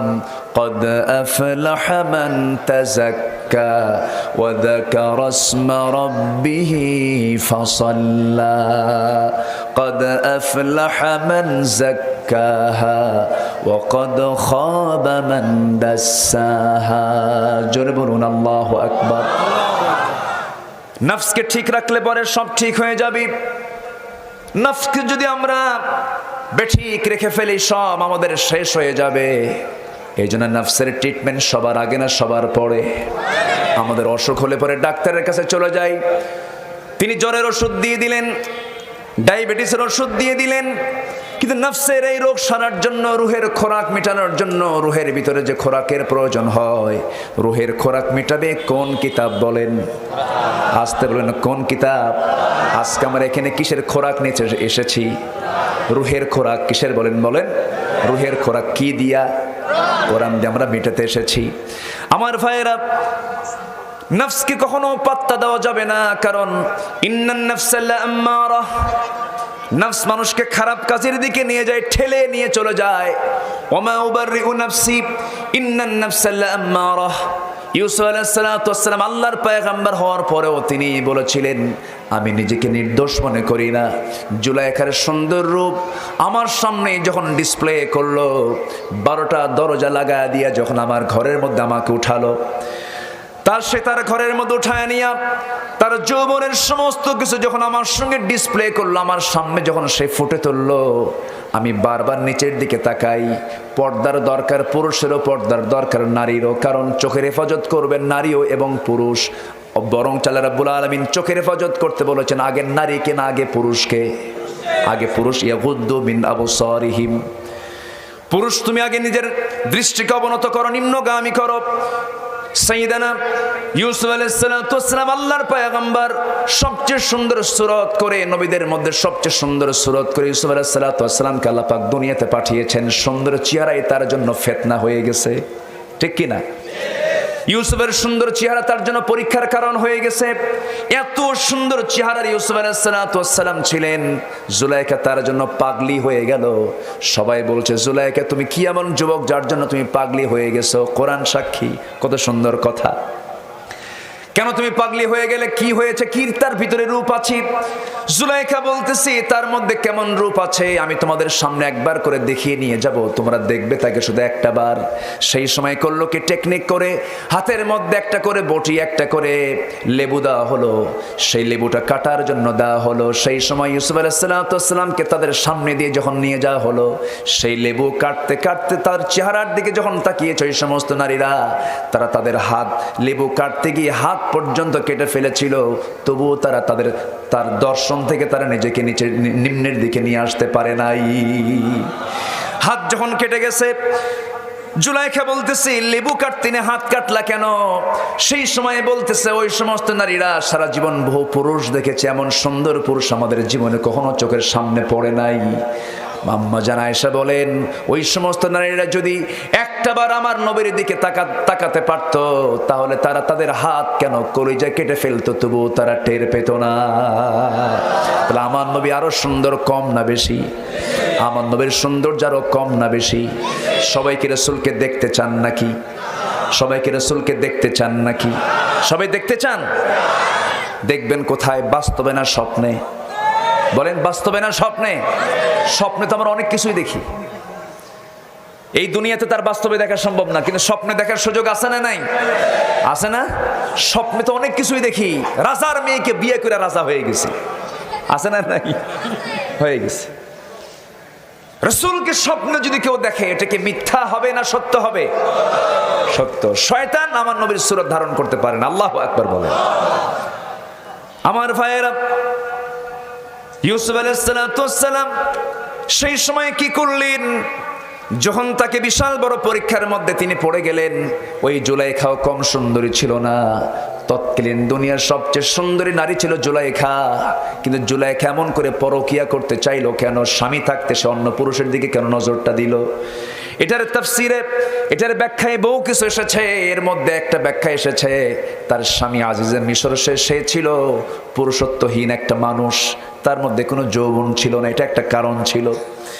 আমার ভাইয়েরা, জুলাইখা যখন তার জন্য দিওয়ানা হয়ে গেল, 12টা দরজা লাগায়া ইউসুফ আলাইহিস সালাতু ওয়াস সালামকে ঘরের মধ্যে তুলে নিয়ে টেকনিক করে যখন তার দিকে তাকানোর জন্য বারবার অফার দিচ্ছে, ইউসুফ আলাইহিস সালাতু ওয়াস সালাম নারীর দিকে তাকান না আল্লাহর দিকে তাকান? আসতে বলবেন না, কার দিকে? আমরা সব সময় তাকাবো কার দিকে? আল্লাহর দিকে তাকাবো। আল্লাহ আমার সবচেয়ে বড় রাজ সাক্ষী। আমার সবচেয়ে বড় রাজ সাক্ষী কে? আল্লাহ। আল্লাহ আমাকে দেখেন, আল্লাহ আমাকে শুনেন, আল্লাহ আমাকে জানেন, সবচেয়ে বড় রাজ সাক্ষী তিনি। ইউসুফ আলাইহিস সালাতু ওয়াস সালাম মাটির দিকে তাকালেন, চক্ষু বন্ধ করলেন, তার শরীর স্পর্শ করতে আসে তিনি পিছপা হতে হতে যখন পিঠটা যখন তার দেয়ালে ঠেকে গেল, সেই দেয়ালে ঠেকা মাত্র আর কোথায় যাবেন, তিনি চক্ষুটা বন্ধ করলেন। চক্ষু বন্ধ করে আল্লাহর কাছে সাহায্য চাইলেন। সেই নারী ফিতনা আজকে দুনিয়াতে সবচেয়ে কম না বেশি? বলেন, আসতে বলেন, সেই ফিতনা আজকে সমাজে কম না বেশি? মোবাইলও সেই ফিতনা আছে না নাই? আসতে বলবেন না, আছে না নাই? কলিমদ্দিকে ফোন দিয়েছে, কলিমদ্দির ফোনটা বন্ধ। দুঃখিত, এই মুহূর্তে সংযোগ দেওয়া সম্ভব হচ্ছে না। পুরুষ কয় না মহিলা কয়? আসতে কবেন না, পুরুষ কয় না মহিলা কয়? মহিলা কয়। আমার ভাইয়েরা, আমার বন্ধুগণ, তাহলে তাহলে এখন বলুন, এই যে ফিতনা, সেই ফিতনা থেকে বাঁচার জন্য চরিত্র আনতে হবে কোন নবীর বলেন? কোন নবীর? ইউসুফ আলাইহিস সালাতু ওয়াস সালামের। আল্লাহু আকবার বলেন। যুবকরা তোমরা সূরা ইউসুফ পড়ো, সূরা ইউসুফ পড়ো। ভারতের বলিউডের সিনেমা দেখা বন্ধ করো, কলকাতার সিনেমা দেখা বন্ধ করো। যারা সিনেমার নায়ক নায়িকা তাদের জীবনের শান্তি নাই, তাদের নাটক সিনেমা দেখে তোমার শান্তি হবে কেমনে? ঠিক কি না? ইউসুফ আলাইহিস সালাতু ওয়াস সালাম চক্ষু বন্ধ করলেন, সাহায্য চাইলেন কার কাছে? আল্লাহর কাছে। সাহায্য চাইলেন যখন আল্লাহর কাছে, 13 বছর ধরে নিজের বাপকে দেখেন না। 13 বছরের যে বাপকে তিনি দেখতে পান নাই, সেই মুহূর্তে আল্লাহ রাব্বুল আলামিন ফেরেশতার মাধ্যমে বাবার ছবিটা তার সামনে ধরে ফেললেন। বাবাকে সামনে দেখলে পরে কি দুনিয়ার আর কোনো কথা মনে হয় নাকি? কোনো নারীর দিকে এরকম নজর আসবে নাকি? আল্লাহ তাকে হেফাজত করলেন। হেফাজতকারী কে? আসতে বলবেন না কে? আমরা হেফাজত চাইবো কার কাছে? আল্লাহর কাছে। কত লোকের বুজুর্গি চলে গেছে, পীরের পীরগিরি চলে গেছে, আলেমের এলেম চলে গেছে, কত নামাজির নামাজ সব শেষ হয়ে গেছে নারীর ফিতনার কারণে। সে নারী ফিতনা থেকে আমাদের বাঁচার দরকার আছে না নাই? একজন বড় তাবী ছিলেন, আতা ইবনে আবি রাবাহ রাহমাতুল্লাহ আলাইহি। তিনি বললেন, আমি আল্লাহর কাছে 3টা জিনিস চেয়েছিলাম, আল্লাহ পাক আমার 2টা দোয়া কবুল করেছেন, আর একটা দোয়া কবুল করেন নাই। নাম্বার 1 হলো, আমি আল্লাহকে বলেছিলাম, আল্লাহ দুনিয়ার কোনো নারীর প্রতি যেন টান আমার না থাকে। আল্লাহ আমার এই দোয়াটা কবুল করেছেন, দুনিয়ার কোনো নারীর প্রতি আমার টান নাই। সুবহানাল্লাহ বলে। নাম্বার 2 হলো, আমি আল্লাহকে বলেছিলাম, আল্লাহ তোমার কাছে আমার ফরিয়াদ, এই দিলের মধ্যে আমি তোমার ভয়টা আমি অঙ্কন করে রেখেছি, আমার এই দিলের মধ্যে তোমার ভয় ছাড়া যেন কোনো ভয় না থাকে। আল্লাহ তুমি এই দোয়াটাও কবুল করে নিয়েছো। আর নাম্বার 3, আমি আল্লাহর কাছে চেয়েছিলাম, আল্লাহ আমার চোখ থেকে ঘুমটা তুমি হারাম করে দিও, কিন্তু তা তো পারে না, খালি ঘুম ধরে। কি ধরে? ঘুমটা ধরে। আমার ভাইরা সাধনা করতে হবে, ফিতনা থেকে বাঁচতে হবে। এই ফিতনাটা আজকে সমাজে ছড়িয়ে দিয়েছে ইহুদি খ্রিস্টানরা, কারণ মুসলমানদের ইমানের মতো শক্তিটাকে পরাজিত করার জন্য সবচেয়ে বড় হাতিয়ার হলো সমাজে পর্দাহীনতার পরিবেশ চালু করে দেওয়া, মুসলিম পরিবারের মেয়েদেরকে উলঙ্গ করে ঘর থেকে বের করে দেওয়া। এই ষড়যন্ত্রে তারা বিফল না সফল? বিফল না সফল? সফল। ভাঙ্গা ঘরে থাকবো না, শাক ভাত খাবো না, জান থাকতে সাহেবের মোহাব্বত ভুলবো না, এনজিও ছাড়বো না। আছে না নাই? আচ্ছা, সব শেষ হয়ে গেছে। মেয়েরা কাউকে পাত্তা দেয় না। স্বামী যদি স্বামী বলে আমাকে চা বানিয়ে দাও, তখন বলে আমি দাসী। আর বস যদি বলে চা বানিয়ে দাও, না, এটা হলো খেদমত। এটা কি? খেদমত। এই হচ্ছে আজকে সমাজের চিত্র। স্বামীর সামনে পর্দা করলে বলা হয় এটা একটা পরাধীনতা, আর বসের সামনে শাড়ি নিয়ে ডিসপ্লে করলে বলে এটাই হলো সাহসিকতা, আধুনিকতা। এই তো আমি শুধু ওয়াজ পারি, সবাই তো পারেন, বুঝেন। এগুলো বন্ধ করার জন্য প্রয়োজন জমিনে একমাত্র আল্লাহ তাআলার বিধান। ঠিক কি না? শুধু চাপা মেরে এগুলো বন্ধ করা যাবে না। এগুলো বন্ধ করার জন্য সূরা নূরের, সূরা আহজাবের আয়াতগুলো সমাজে চালু করতে হবে মুসলমান। সম্মানিত ভাইয়েরা, ইউসুফ আলাইহিস সালাতু ওয়াস সালাম তিনি শেষে অসহায় হয়ে কার কাছে আশ্রয় চাইলেন? আসতে বলবেন না, কার কাছে? একটা নারীর ফিতনা থেকে বাঁচা কিন্তু ছোটখাটো ঈমানের পরিচয় না। চট করে চোখের পানি ফেলে দিয়ে কাঁদতে লাগলেন, চোখ বন্ধ করে দৌড় মারতে লাগলেন দরজার দিকে। দরজা ছিল রাজ দরবারের শক্ত দরজা, শক্ত তালা, খোলার কোনো উপায় নাই। জুলাইখা বলতেছে, কেউ দেখবে না আমাকে তোমাকে। ইউসুফ বললেন, কেউ দেখবে না আমাকে তোমাকে, কিন্তু দেখবেন আমার আল্লাহ। যেরকম সুবহানাল্লাহ। এবার বলছে, ইউসুফ তুমি আমার দিকে তাকাও না। তাকাচ্ছেন না। তাফসীর ইবনে কাসির এসেছে, জুলাইখা সে সময় তার শরীরের কাপড় চোপড়গুলো একটা একটা করে পাট্টাগুলো খুলতেছে।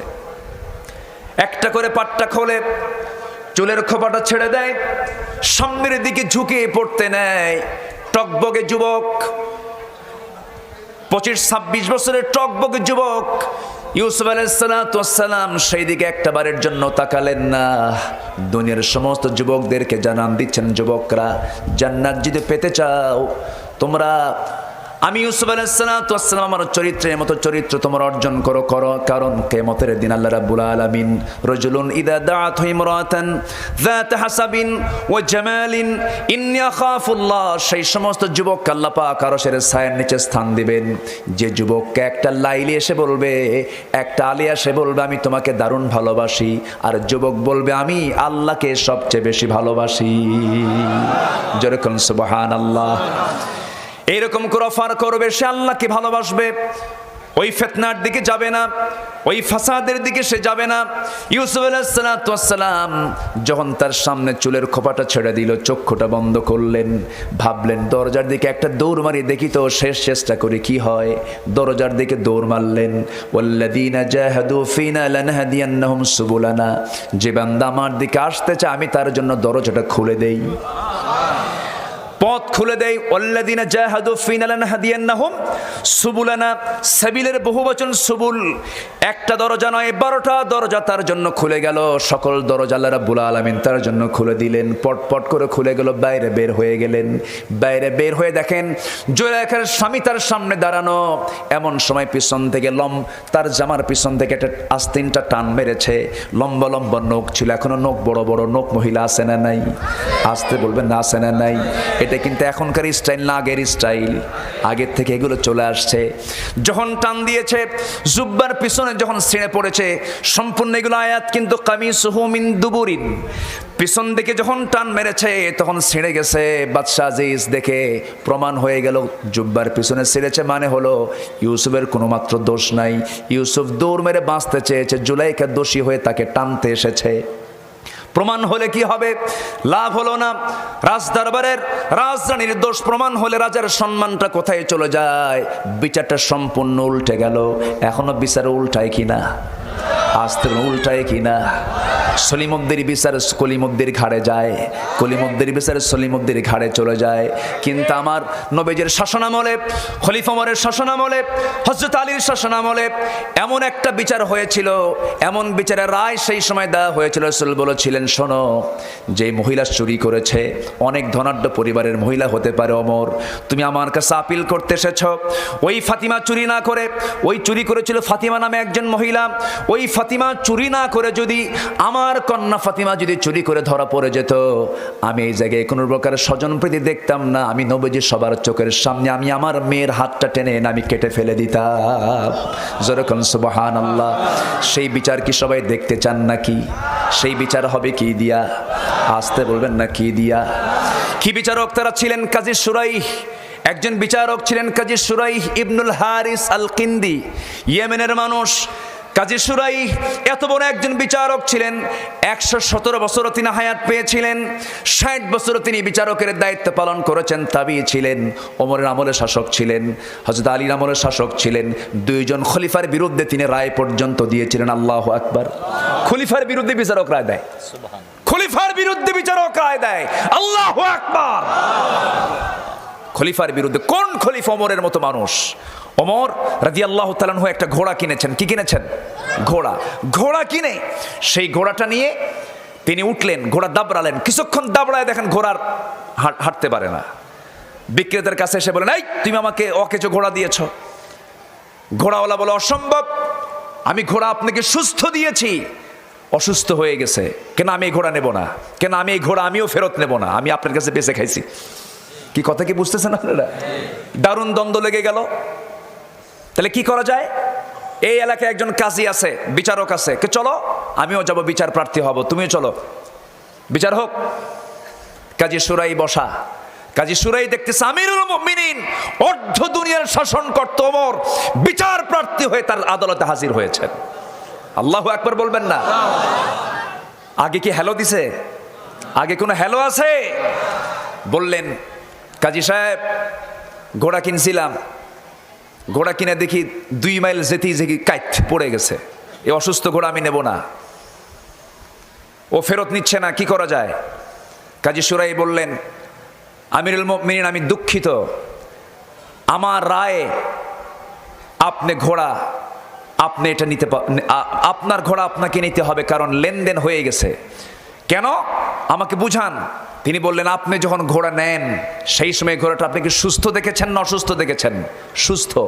সুস্থ এবং অসুস্থ, সুস্থ এবং অসুস্থ করার মালিক কে? আসতে বলবেন না, কে? আপনি সুস্থ ঘোড়া কেনে লেনদেন ক্লিয়ার করার পরে আপনি ঘোড়ায় চড়ে 2 মাইল যান না 3 মাইল যান, এরপর অসুস্থ হয়েছে, এটা আপনার দায়িত্ব হয়েছে। আপনি এই ঘোড়ার ফেরত দিতে পারবেন না, টাকা নিয়ে গেছে, ঘোড়া আপনার, সুস্থ এখন অসুস্থ, এটা আপনার দায়িত্ব। আল্লাহু আকবার বলবেন না? হযরত ওমর কাজী শুরায়ের এই বিচারে মুগ্ধ হয়ে তিনি বললেন, এই জায়গার বিচারক নয়, তোমাকে চিফ জাস্টিস আমি তোমাকে বানিয়ে দিলাম। আল্লাহু আকবার বলবেন না?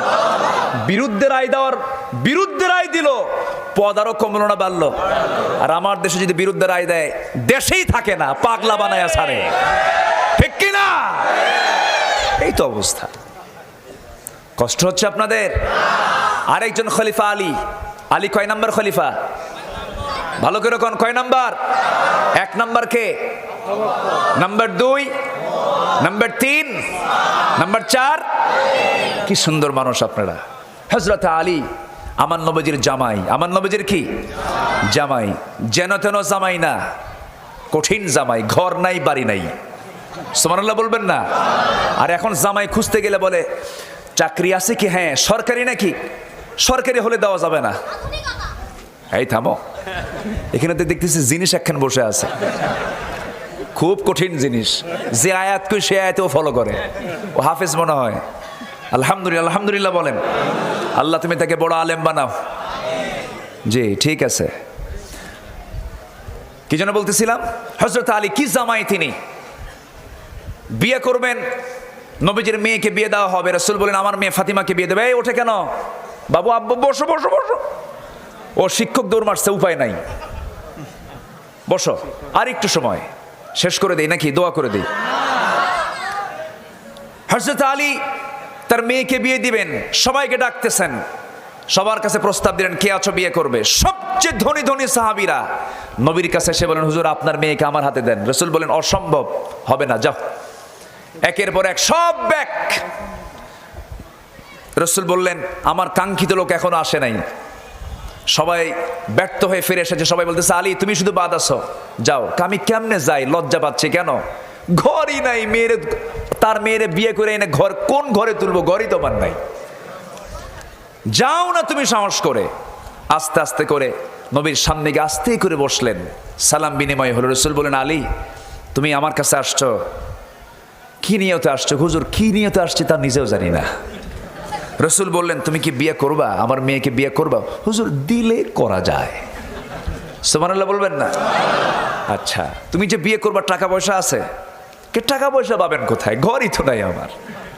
তাহলে তো মুশকিল, কিছুই কি নাই? আছে, এই যে তরবারি, এই যে ঢাল। সুবহানাল্লাহ বলবেন না? আর আমাদের মেয়ে বিয়ে দিতে কত কি লাগে।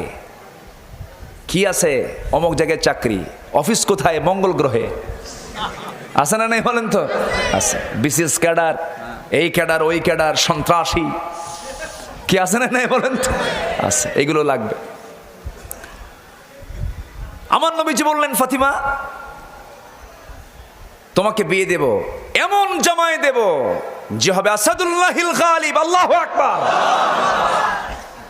আলী তোমার হাতে কি আছে? কে তরবারি আর ঢাল আছে। তরবারি তো লাগবেই, তোমার হাতে তরবারি ছাড়া তো মানায় না, তবে ঢাল ছাড়া যুদ্ধ চলে, ঢালটা বেঁচে আসো, ওটাই হবে মোহরানা। যাও, জোরে কোন সুবহানাল্লাহ। আর আমার দেশে মোহরানা কম না বেশি? কম না বেশি? ওইদিকে যৌতুকের জ্বালা, এইদিকে মোহরানার জ্বালা, আছে না নাই? 10,03,301 টাকা মোহরানা ধার্য করিয়া, নাকফুল বাবদ 301 টাকা পরিশোধ করিয়া, বাকি টাকা ফাঁকি দিয়া, আছে না নাই বলেন তো? ওই টাকা কবর পর্যন্ত বাকি থাকে, ঠিক কি না? সন্দেহ রেখে সংসার করো কেন? এরকম করা যাবে না যুবক, যা পারবা দিবা। আর যারা ডাকাতি করে এরকম মোহরানা ধার্য করে, ওদের ধান্দা ভালো না, যদি তালাক দেয়, এরকম টার্গেট আছে না নাই? মেয়ের বাপ এগুলো ভুল করবেন না, এগুলো ভুল চিন্তা। আমার নবীজি তার মেয়েকে বিয়ে দিয়েছেন, দেখেন যা পারো ঢাল বেচো। ঢাল বিক্রি করলেন, বিক্রি করতে যায় কোনো কাস্টমার নাই, যায় দেখেন ওসমান সামনে দাঁড়ানো। ওসমান রাদিয়াল্লাহু তাআলা আনহু সবচেয়ে ধনী, আমার নবীর আরেক জামাই, জোরে কোন সুবহানাল্লাহ। ধনীও আছে গরিবও আছে, মিল আছে না নাই? আছে। আর আজকে সমাজে ধনী গরিবের মিল আছে? মিল আছে?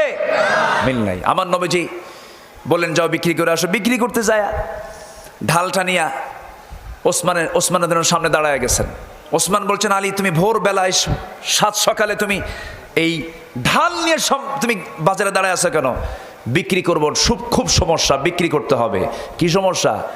টাকা নাই। কি করবো টাকা দিয়া? আমার বিয়ে ঠিকঠাক। কার সাথে বিয়া? আপনার শালীর সাথে। সুবহানাল্লাহ বলবেন না? এদিকে হযরত ওসমান জানেন না বিয়ে ঠিকঠাক হয়ে গেছে। বড় জামাই কিন্তু জিন্নুরাইন, দুটো মেয়ের জামাই তিনি, সুবহানাল্লাহ। একটা মারা গেছে, একটা মেয়ে আরেকটা মেয়েকে দিয়েছেন। রাসূল বলতেন মাঝে মাঝে আমার যদি আরেকটা মেয়ে থাকতো আরেকটা মেয়ে আমি ওসমানকে দিতাম। কি ছিলেন সাইয়েদনা ওসমান রাদিয়াল্লাহু তাআলা আনহু। ওসমান রাদিয়াল্লাহু তাআলা আনহু বললেন ঠিক আছে ঢাল দাও। কত দাম নিবা? তুমি যা চাবা তাই দেব। সুবহানাল্লাহ বলবেন না? উনি যা চাইলেন তাই দিলেন। টাকাগুলো নিয়ে, দিরহামগুলো নিয়ে সামনের দিকে রওনা দিচ্ছেন। পিছন থেকে ওসমান বলছেন ওরে আমার হবু ভাইয়েরা, বোঝেন নাই? ওরে আমার হবু ভাইয়েরা, আলী এই দিকে আসো। তুমি হলো আসাদুল্লাহিল গালিব, জিহাদের ময়দানে তুমি যুদ্ধ করতে যে কোনো সময় তোমার যাওয়া লাগতে পারে। ঢাল ছাড়া তোমাকে মানায় না। আমি তোমাকে টাকাটাও দিয়ে দিলাম, ঢালটাও তোমাকে আমি হাদিয়া স্বরূপ বিয়ার আগেই দিলাম। বিয়ের আগেই দিলাম, যাও। ঢালটা নিয়ে, টাকাগুলো নিয়ে নবীর সামনে দাঁড়ায় গেলেন। আমার রাসূল বলছেন ওরে আলী মনে হয় তোমার ঢালটা বিক্রি হয় নাই, দারুণ বেকায়দায় পড়ে গেছে, সমস্যা নাই। তিনি বলছেন ইয়া রাসূলুল্লাহ ঢাল বিক্রি হয়েছে, এই যে টাকা আনছি। হাতে কেন ঢাল? হুজুর বিক্রি হয়ে গেছে, আমার আবার হাদিয়া দিছে। কে হাদিয়া দিল? ওসমান। লোক আর খুঁজে পাও নাই। সুবহানাল্লাহ বলবেন না? লোক আর খুঁজে পাওয়া নাই।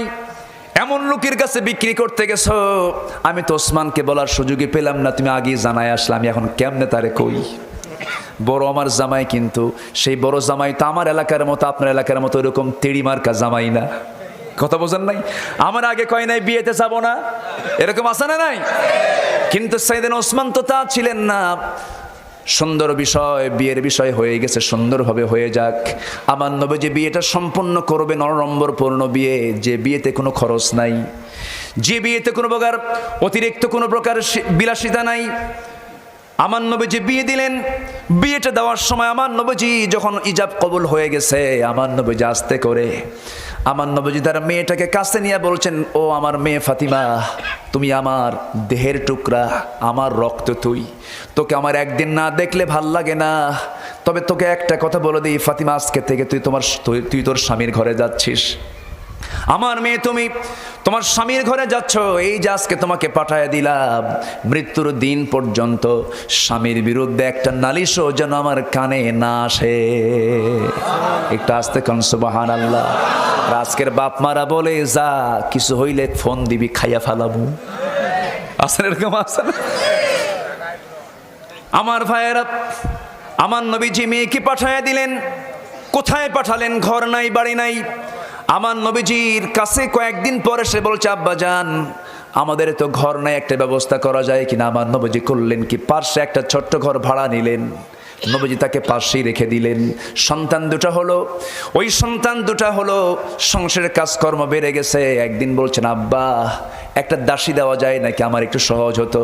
আমার নবীজি বলছেন ও ফাতিমা, এই যে যায় নামাজটা একটু টান দিলাম, দেখো কত দামি দামি মণিমুক্তা খচিত চকচক করছে, এগুলো চাও না জান্নাত চাও? কি চাও তুমি? আমি জান্নাত চাই। আমার নবীজি বললেন শোনো আমার কলিজার টুকরা মেয়ে ফাতিমা, উহুদ পাহাড় 12 মাইল লম্বা। এই 12 মাইল লম্বা উহুদ পাহাড় যদি আমি আল্লাহর কাছে বলতাম আল্লাহ তুমি আমার জন্য এটা সোনা বানিয়ে দাও, আল্লাহ পাক আমাকে উহুদ পাহাড়টা সোনা বানায় আমাকে মালিকানা দিতে পারতেন। আমি তা গ্রহণ করি নাই। আমার মেয়ে ফাতিমা তুমি এগুলো চাইও না, আমি তোমাকে একটা আমল শেখায় দেই। আমার মায়েরা শুনছেন কিনা জানি না, সকালে সুবহানাল্লাহ আলহামদুলিল্লাহ আল্লাহু আকবার 33 33 34 বার 100 বার, সন্ধ্যায় 100 বারও যদি কেউ এই আমলটা করতে পারে তার গোটা পরিবারের সমস্ত কাজগুলো আল্লাহ রাব্বুল আলামিন কঠিন কাজগুলোকে সহজ বানাইয়া দিবেন। জোরে বলি সুবহানাল্লাহ। ফিনের যুদ্ধের দিনও তিনি আমলটা ভুলেন নাই। এই আমলটা তিনি করেছেন, সকালে করেছেন, সন্ধ্যায় করেছেন, খুব গুরুত্বপূর্ণ আমল। এই আমলটা আমরা সবাই করার চেষ্টা করব। সুবহানাল্লাহ, আলহামদুলিল্লাহ, আল্লাহু আকবার 33, 34 বার, মোট কতবার হলো? 100 বার সকালে, 100 বার সন্ধ্যায়, 100 বার আমরা পড়বো। জোরে বলি ইনশাআল্লাহ। নামাজ না পড়লেও চলবে, ও নামাজ পড়তে হবে তো। আমার ভাইয়েরা, নবীজি ফাতিমাকে পাঠায়া দিলেন। ফাতিমাকে পাঠায়া দেওয়ার পর একদিন ফাতিমা রাদিয়াল্লাহু তাআলা আনহা আমার নবীর সামনে বাড়িতে চলে এলেন। নবীর সামনে বসে বসে নামাজ পড়ছিলেন। বসে বসে নামাজ পড়া দেখে আমার নবীজির মন খারাপ হয়ে গেল। নবীজি বলছেন, ফাতিমা রে, তুমি যুবতী মেয়ে, তুমি বসে বসে নামাজ পড়ো কেন? অসুস্থ হলে মানুষ বসে নামাজ পড়বে। তুমি যুবতী, তুমি তো দাঁড়িয়ে দাঁড়িয়ে নামাজ পড়ার কথা, এমনটা করে নামাজ পড়া উচিত নয়। ফাতিমা কাঁদতে কাঁদতে বলছেন, বাবা, তুমি তো বিয়ের দিন একটা কথা জানিয়ে দিয়েছো, স্বামীর বিরুদ্ধে যেন কোনো নালিশ আমার কানে না আসে। আমি তোমার ঘরে এসে চিন্তা করতে লাগলাম, আমি যদি দাঁড়িয়ে দাঁড়িয়ে নামাজ পড়ি, আমার জামার পিছন দিকে একটা ছেঁড়া অংশটুকু আছে, সেই ছেঁড়া অংশটুকু তোমার নজরে পড়ে যাবে। সেই নজরে পড়ে যাওয়ার সঙ্গে সঙ্গে তোমার মনে কষ্ট হবে, আর মনে মনে চিন্তা করবে, আমার জামাই আলী আমার মেয়েকে কাপড়ে কষ্ট দিচ্ছে, আমার স্বামীর এতটুকু দুর্নাম প্রকাশ পেয়ে যাক, আমি চাই নাই। মনে করে আমি তোমার বাড়িতে এসে বসে বসে, এই কারণে আমি বসে বসে নামাজ পড়তেছি। জোরে কোন সুবহানাল্লাহ। আমার মায়েরা, আমার আলোচনা যারা শুনছেন, এক রাতে সব কথা তো বলা যায় না। এই ফাতিমার জীবনগুলো একটু জানার চেষ্টা করবেন, আসিয়ার জীবনটা জানার চেষ্টা করবেন, মারিয়ামের জীবনগুলো একটু জানার চেষ্টা করবেন। সূরা তাহরিম পড়বেন, ইমরাত ফিরাউন, মারিয়ামের ইতিহাসটা জানার চেষ্টা করবেন। ইতিহাসগুলো জানবেন, বুঝবেন। আপনি অশ্লীল নাটক দেখবেন না, সিনেমা দেখবেন না। ফাতিমার জীবন যদি আপনার জীবন হয়ে যায়, খাদিজার জীবন যদি আপনার জীবন হয়ে যায়, আল্লাহর 8টা জান্নাত আপনার জন্য অপেক্ষা করবে। জোরে বলি সুবহানাল্লাহ। আল্লাহ, তুমি এই এলাকার প্রত্যেকটা ঘরে ঘরে মাদেরকে ফাতিমা বানাও, খাদিজা বানাও, সুমাইয়া বানাও। জোরে বলি আল্লাহুম্মা আমিন। মন তো চাচ্ছে অনেক কথা বলবো, কিন্তু 12টা, এত রাত হয়ে গেল, আমি তো বুঝতেছি না কিছু। সফল হতে চাই আমরা না বিফল হতে চাই? লস করতে চাই না লাভ করতে চাই? লস না লাভ? দুনিয়াতে লসও আছে, লাভও আছে, কিন্তু 3টা কাজ করলে কোনো লস নাই। 3টা কাজ আমরা করব। 1 নাম্বার কাজ হলো আমরা কোরআনটা তেলাওয়াত করব, নিয়মিত না অনিয়মিত। নামাজের মধ্যে তেলাওয়াত আছে না নাই? নামাজের ভিতরেও তেলাওয়াত করব, নামাজের বাইরে তেলাওয়াত করব। ওয়াইদা তুলিয়াত আলাইহিম আয়াতুহু যাদাতহুম ঈমানা। নাম্বার 2 হলো ওয়াকামুস সালাহ, নামাজ কায়েম যারা করবে, নামাজ আমরা পড়ব, নামাজ কায়েমের সংগ্রাম করব। জোরে বলি ইনশাআল্লাহ। নামাজ হবে কয় ওয়াক্ত? আসতে বলবেন না, কয় ওয়াক্ত? একা না জামাতে? মনোযোগে না মনোযোগে? বুঝে না না বুঝে? জেনে না না জেনে? সময় না অসময়ে? তাড়াতাড়ি না আস্তে আস্তে? বলেন তাড়াতাড়ি না আস্তে আস্তে? আস্তে আস্তে নামাজ পড়বো আমরা। যার মধ্যে নামাজে তাড়া কাজ করবে, ভাবতে হবে ছেঁচড়া শয়তান ধরছে। কি শয়তান ধরছে? নামাজে যার তাড়া হবে, নামাজ শেষ করব কখন, নামাজ শেষ করব কখন, এই চিন্তা যখন মাথায় আসবে, তখন ভাবতে হবে ছেঁচড়া শয়তান তাকে ধরেছে। এমনটা হওয়া যাবে না। নামাজ পড়ব তখন সেই সময় মনে হতে হবে, নামাজ যত লম্বা হবে আমার আল্লাহর সঙ্গে প্রেমের খেলা তত জমতে থাকবে রে। জোরে বলে সুবহানাল্লাহ। আমার ভাইয়েরা, নামাজটা আমরা এমনভাবে পড়বো যেন আমি আমার আল্লাহর সঙ্গে প্রেম করতেছি, আল্লাহর সঙ্গে মহব্বত করতেছি। আল্লাহ বলেন, বান্দারে তুই যখন নামাজে দাঁড়াস তুই আমার মেহমান হয়ে যাস। যেরকম সুবহানাল্লাহ। নামাজ মানে কার মেহমান হওয়া? আসতে বলবেন না, কার মেহমান হওয়া? আল্লাহ বলেন, বান্দারে তো আমি তোকে মেহমান বানায় নেই, তুই সেই সময় যা কিছু বলিস তা আমি কবুল করে নেই। বান্দা যখন নামাজে দাঁড়ানোর জন্য ওযু বানায়, ওযু মানে সগীরা গুনাহ মাফ হয়ে যাওয়া। যেরকম সুবহানাল্লাহ। 2 হাত ধৌত করবো, হাতের সগীরা গুনাহগুলো মাফ হয়ে যাবে। মুখমণ্ডল ধৌত করবো, মুখের সগীরা গুনাহগুলো মাফ হয়ে যাবে। মাথা মাসে করবো, মাথার সগীরা গুনাহগুলো মাফ হয়ে যাবে। 2 পা ধৌত করবো, 2 পায়ের সগীরা গুনাহগুলো মাফ হয়ে যাবে। বান্দা যখন হেঁটে হেঁটে মসজিদের দিকে যাবে, প্রত্যেকটা কদমে 10টা করে নেকি লেখা শুরু হয়ে যাবে। বান্দা যখন নামাজে দাঁড়ায়, আল্লাহ সেই সময় বান্দার সামনে দাঁড়ায়া যান। আস্তে কোন সুবহানাল্লাহ, আরো জোরে কোন সুবহানাল্লাহ। নামাজে যখন দাঁড়ানো হলো, সূরা ফাতিহা বলা শুরু হলো, একটা করে আয়াত বলে আলহামদুলিল্লাহি রাব্বিল আলামিন। আল্লাহ বলছেন হামিদানি আবদি আর রহমানির রহিম, আথনা আলাইয়া আবদি মালিক ইয়াউমিদ্দিন, মাজ্জাদানি আবদি ইয়াকা না'বুদু ওয়া ইয়াকা নাস্তাঈন, হাযা বাইনি ওয়া বাইনা আবদি। বান্দা তুই আমার কাছে কি চাস, কি প্রেম চাস রে বান্দা, যা চাবি তাই আমি আল্লাহ কবুল করে নেব। বান্দা যখন ওয়ালা দলিন পর্যন্ত বলে, আল্লাহ বলেন বান্দারে যা চাইলে সব কবুল করলাম। বান্দা যখন সেজদায় যায়, আল্লাহ তখন অস্থির হয়ে সব ফেরেশতাকে ডাক দিয়ে বলেন, বান্দা ও ফেরেশতারা, এই ফিতনার যুগে, এই দুনিয়ার কত ফিতনার মাঝে বান্দা আমাকে খুশি করার জন্য সেজদায় পড়ে কান্দে, রুকুতে পড়ে কান্দে, আমারে দেখলো না, জান্নাত জাহান্নাম দেখলো না। ও ফেরেশতারা সাক্ষী থাক, এই সেজদাগুলো আমি আল্লাহ কবুল করে নিয়া তামাম জিন্দেগীর গুনাহগুলো মাফ করে এই সমস্ত বান্দার জন্য 8টা জান্নাত আমি আল্লাহ খুলে খুলে দিলাম। নামাজ 5 ওয়াক্ত পড়বেন কারা, একটু হাত তুলে দেখান। আসতে বলবেন না, আসতে না, সবাই তোলেন, বলি বলি ইয়া আল্লাহ, আরো জোরে ইয়া আল্লাহ। আমাদেরকে 5 ওয়াক্ত সালাত আদায় করার তৌফিক তুমি আল্লাহ দিয়া দাও। জোরে বলি আমিন, আরো জোরে আমিন, আরো জোরে আমিন। কষ্ট পেলেন? সবাইকে সফল হতে চাই, লস করতে চাই না লাভ করতে চাই? লাভ করতে হলে কয়টা আমল? 1 নম্বর কোরআন তেলাওয়াত করব, অনিয়মিত না নিয়মিত? নামাজ পড়বো, জোরে বলি ইনশাআল্লাহ। নামাজ পড়লাম, কায়েমের সংগ্রাম করলাম না, ওই নামাজ কবুল হবে না। নামাজ কায়েমের সংগ্রাম করব, জোরে বলি ইনশাআল্লাহ। যে দল নামাজ চায় না সেই দল আমরা করি না, ঠিক কিনা? যে দল নামাজ কায়েম করতে চায় সেই দল আমরা করব, ঠিক কিনা? যে দলের দলীয় মিটিংয়ে কর্মীদেরকে নামাজের জন্য দাওয়াত দেয় না সেই নেতা আমরা মানি না। কথা বোঝা গেল? কথা ক্লিয়ার? জি সম্মানিত ভাইয়েরা, নাম্বার 3, ব্যবসায় কোনো লস নাই। নাম্বার 3 শুনবেন না সবাই? আচ্ছা, এইদিকে 19 কাজে সফলতা। কত কাজে সফলতা? কেবল একটা কইছি, তাহলে এখন কোন আমার মাহফিল আরো কয়দিন দরকার? কি কথা কি বোঝা গেল? আমার কাছে মনে হচ্ছে আমি কেবল শুরু করলাম। কোন তো মাহফিল আগামীতে 3 দিন হবে এখানে ইনশাআল্লাহ, ঠিক আছে না? ভালো হয় না আসলে তাফসীর মাহফিল, কিন্তু 2-3 দিন হলে ভালো হয়। জি জি জি, আগামীতে হবে, জোরে বলে ইনশাআল্লাহ। যুবকেরা অনেক কষ্ট করেছে। নাম্বার 2, সফল হওয়ার জন্য 19টা কাজ। নাম্বার 2 হচ্ছে আল্লাহকে ভয় করা। কাকে ভয় করা? আচ্ছা। নাম্বার 3, বেশি বেশি আল্লাহর জিকির করা। কার জিকির করা? কেমন করে? হু এরকম করে জিকির করা। এরকম জিকির আমার দেশে আছে না নাই? জিকির করতে করতে পায়জামা নাই, জিকির করতে কিন্তু কি বাস ভাই ওঠ, গাছের ডালে আছে না, বাঁশের আগায়, লাভ মেরে আম গাছে ওঠে, জাম গাছে ওঠে, ভুল করে বড়ই গাছে ওঠে না, আছে না নাই বলেন? বড়ই গাছে কাটা আছে, এই হুশ ঠিকই আছে।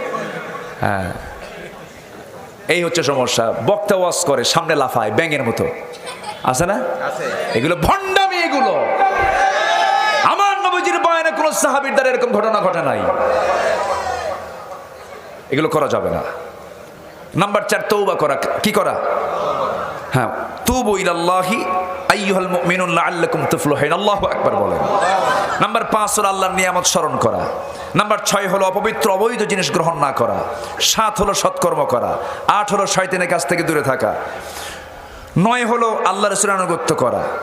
10 হলো আল্লাহর পথে সংগ্রাম করা। কোন এগুলো কথা কি 1-2টা কথা? একটা কথা বলতে গেলে আরো কত মিনিট সময় লাগতো।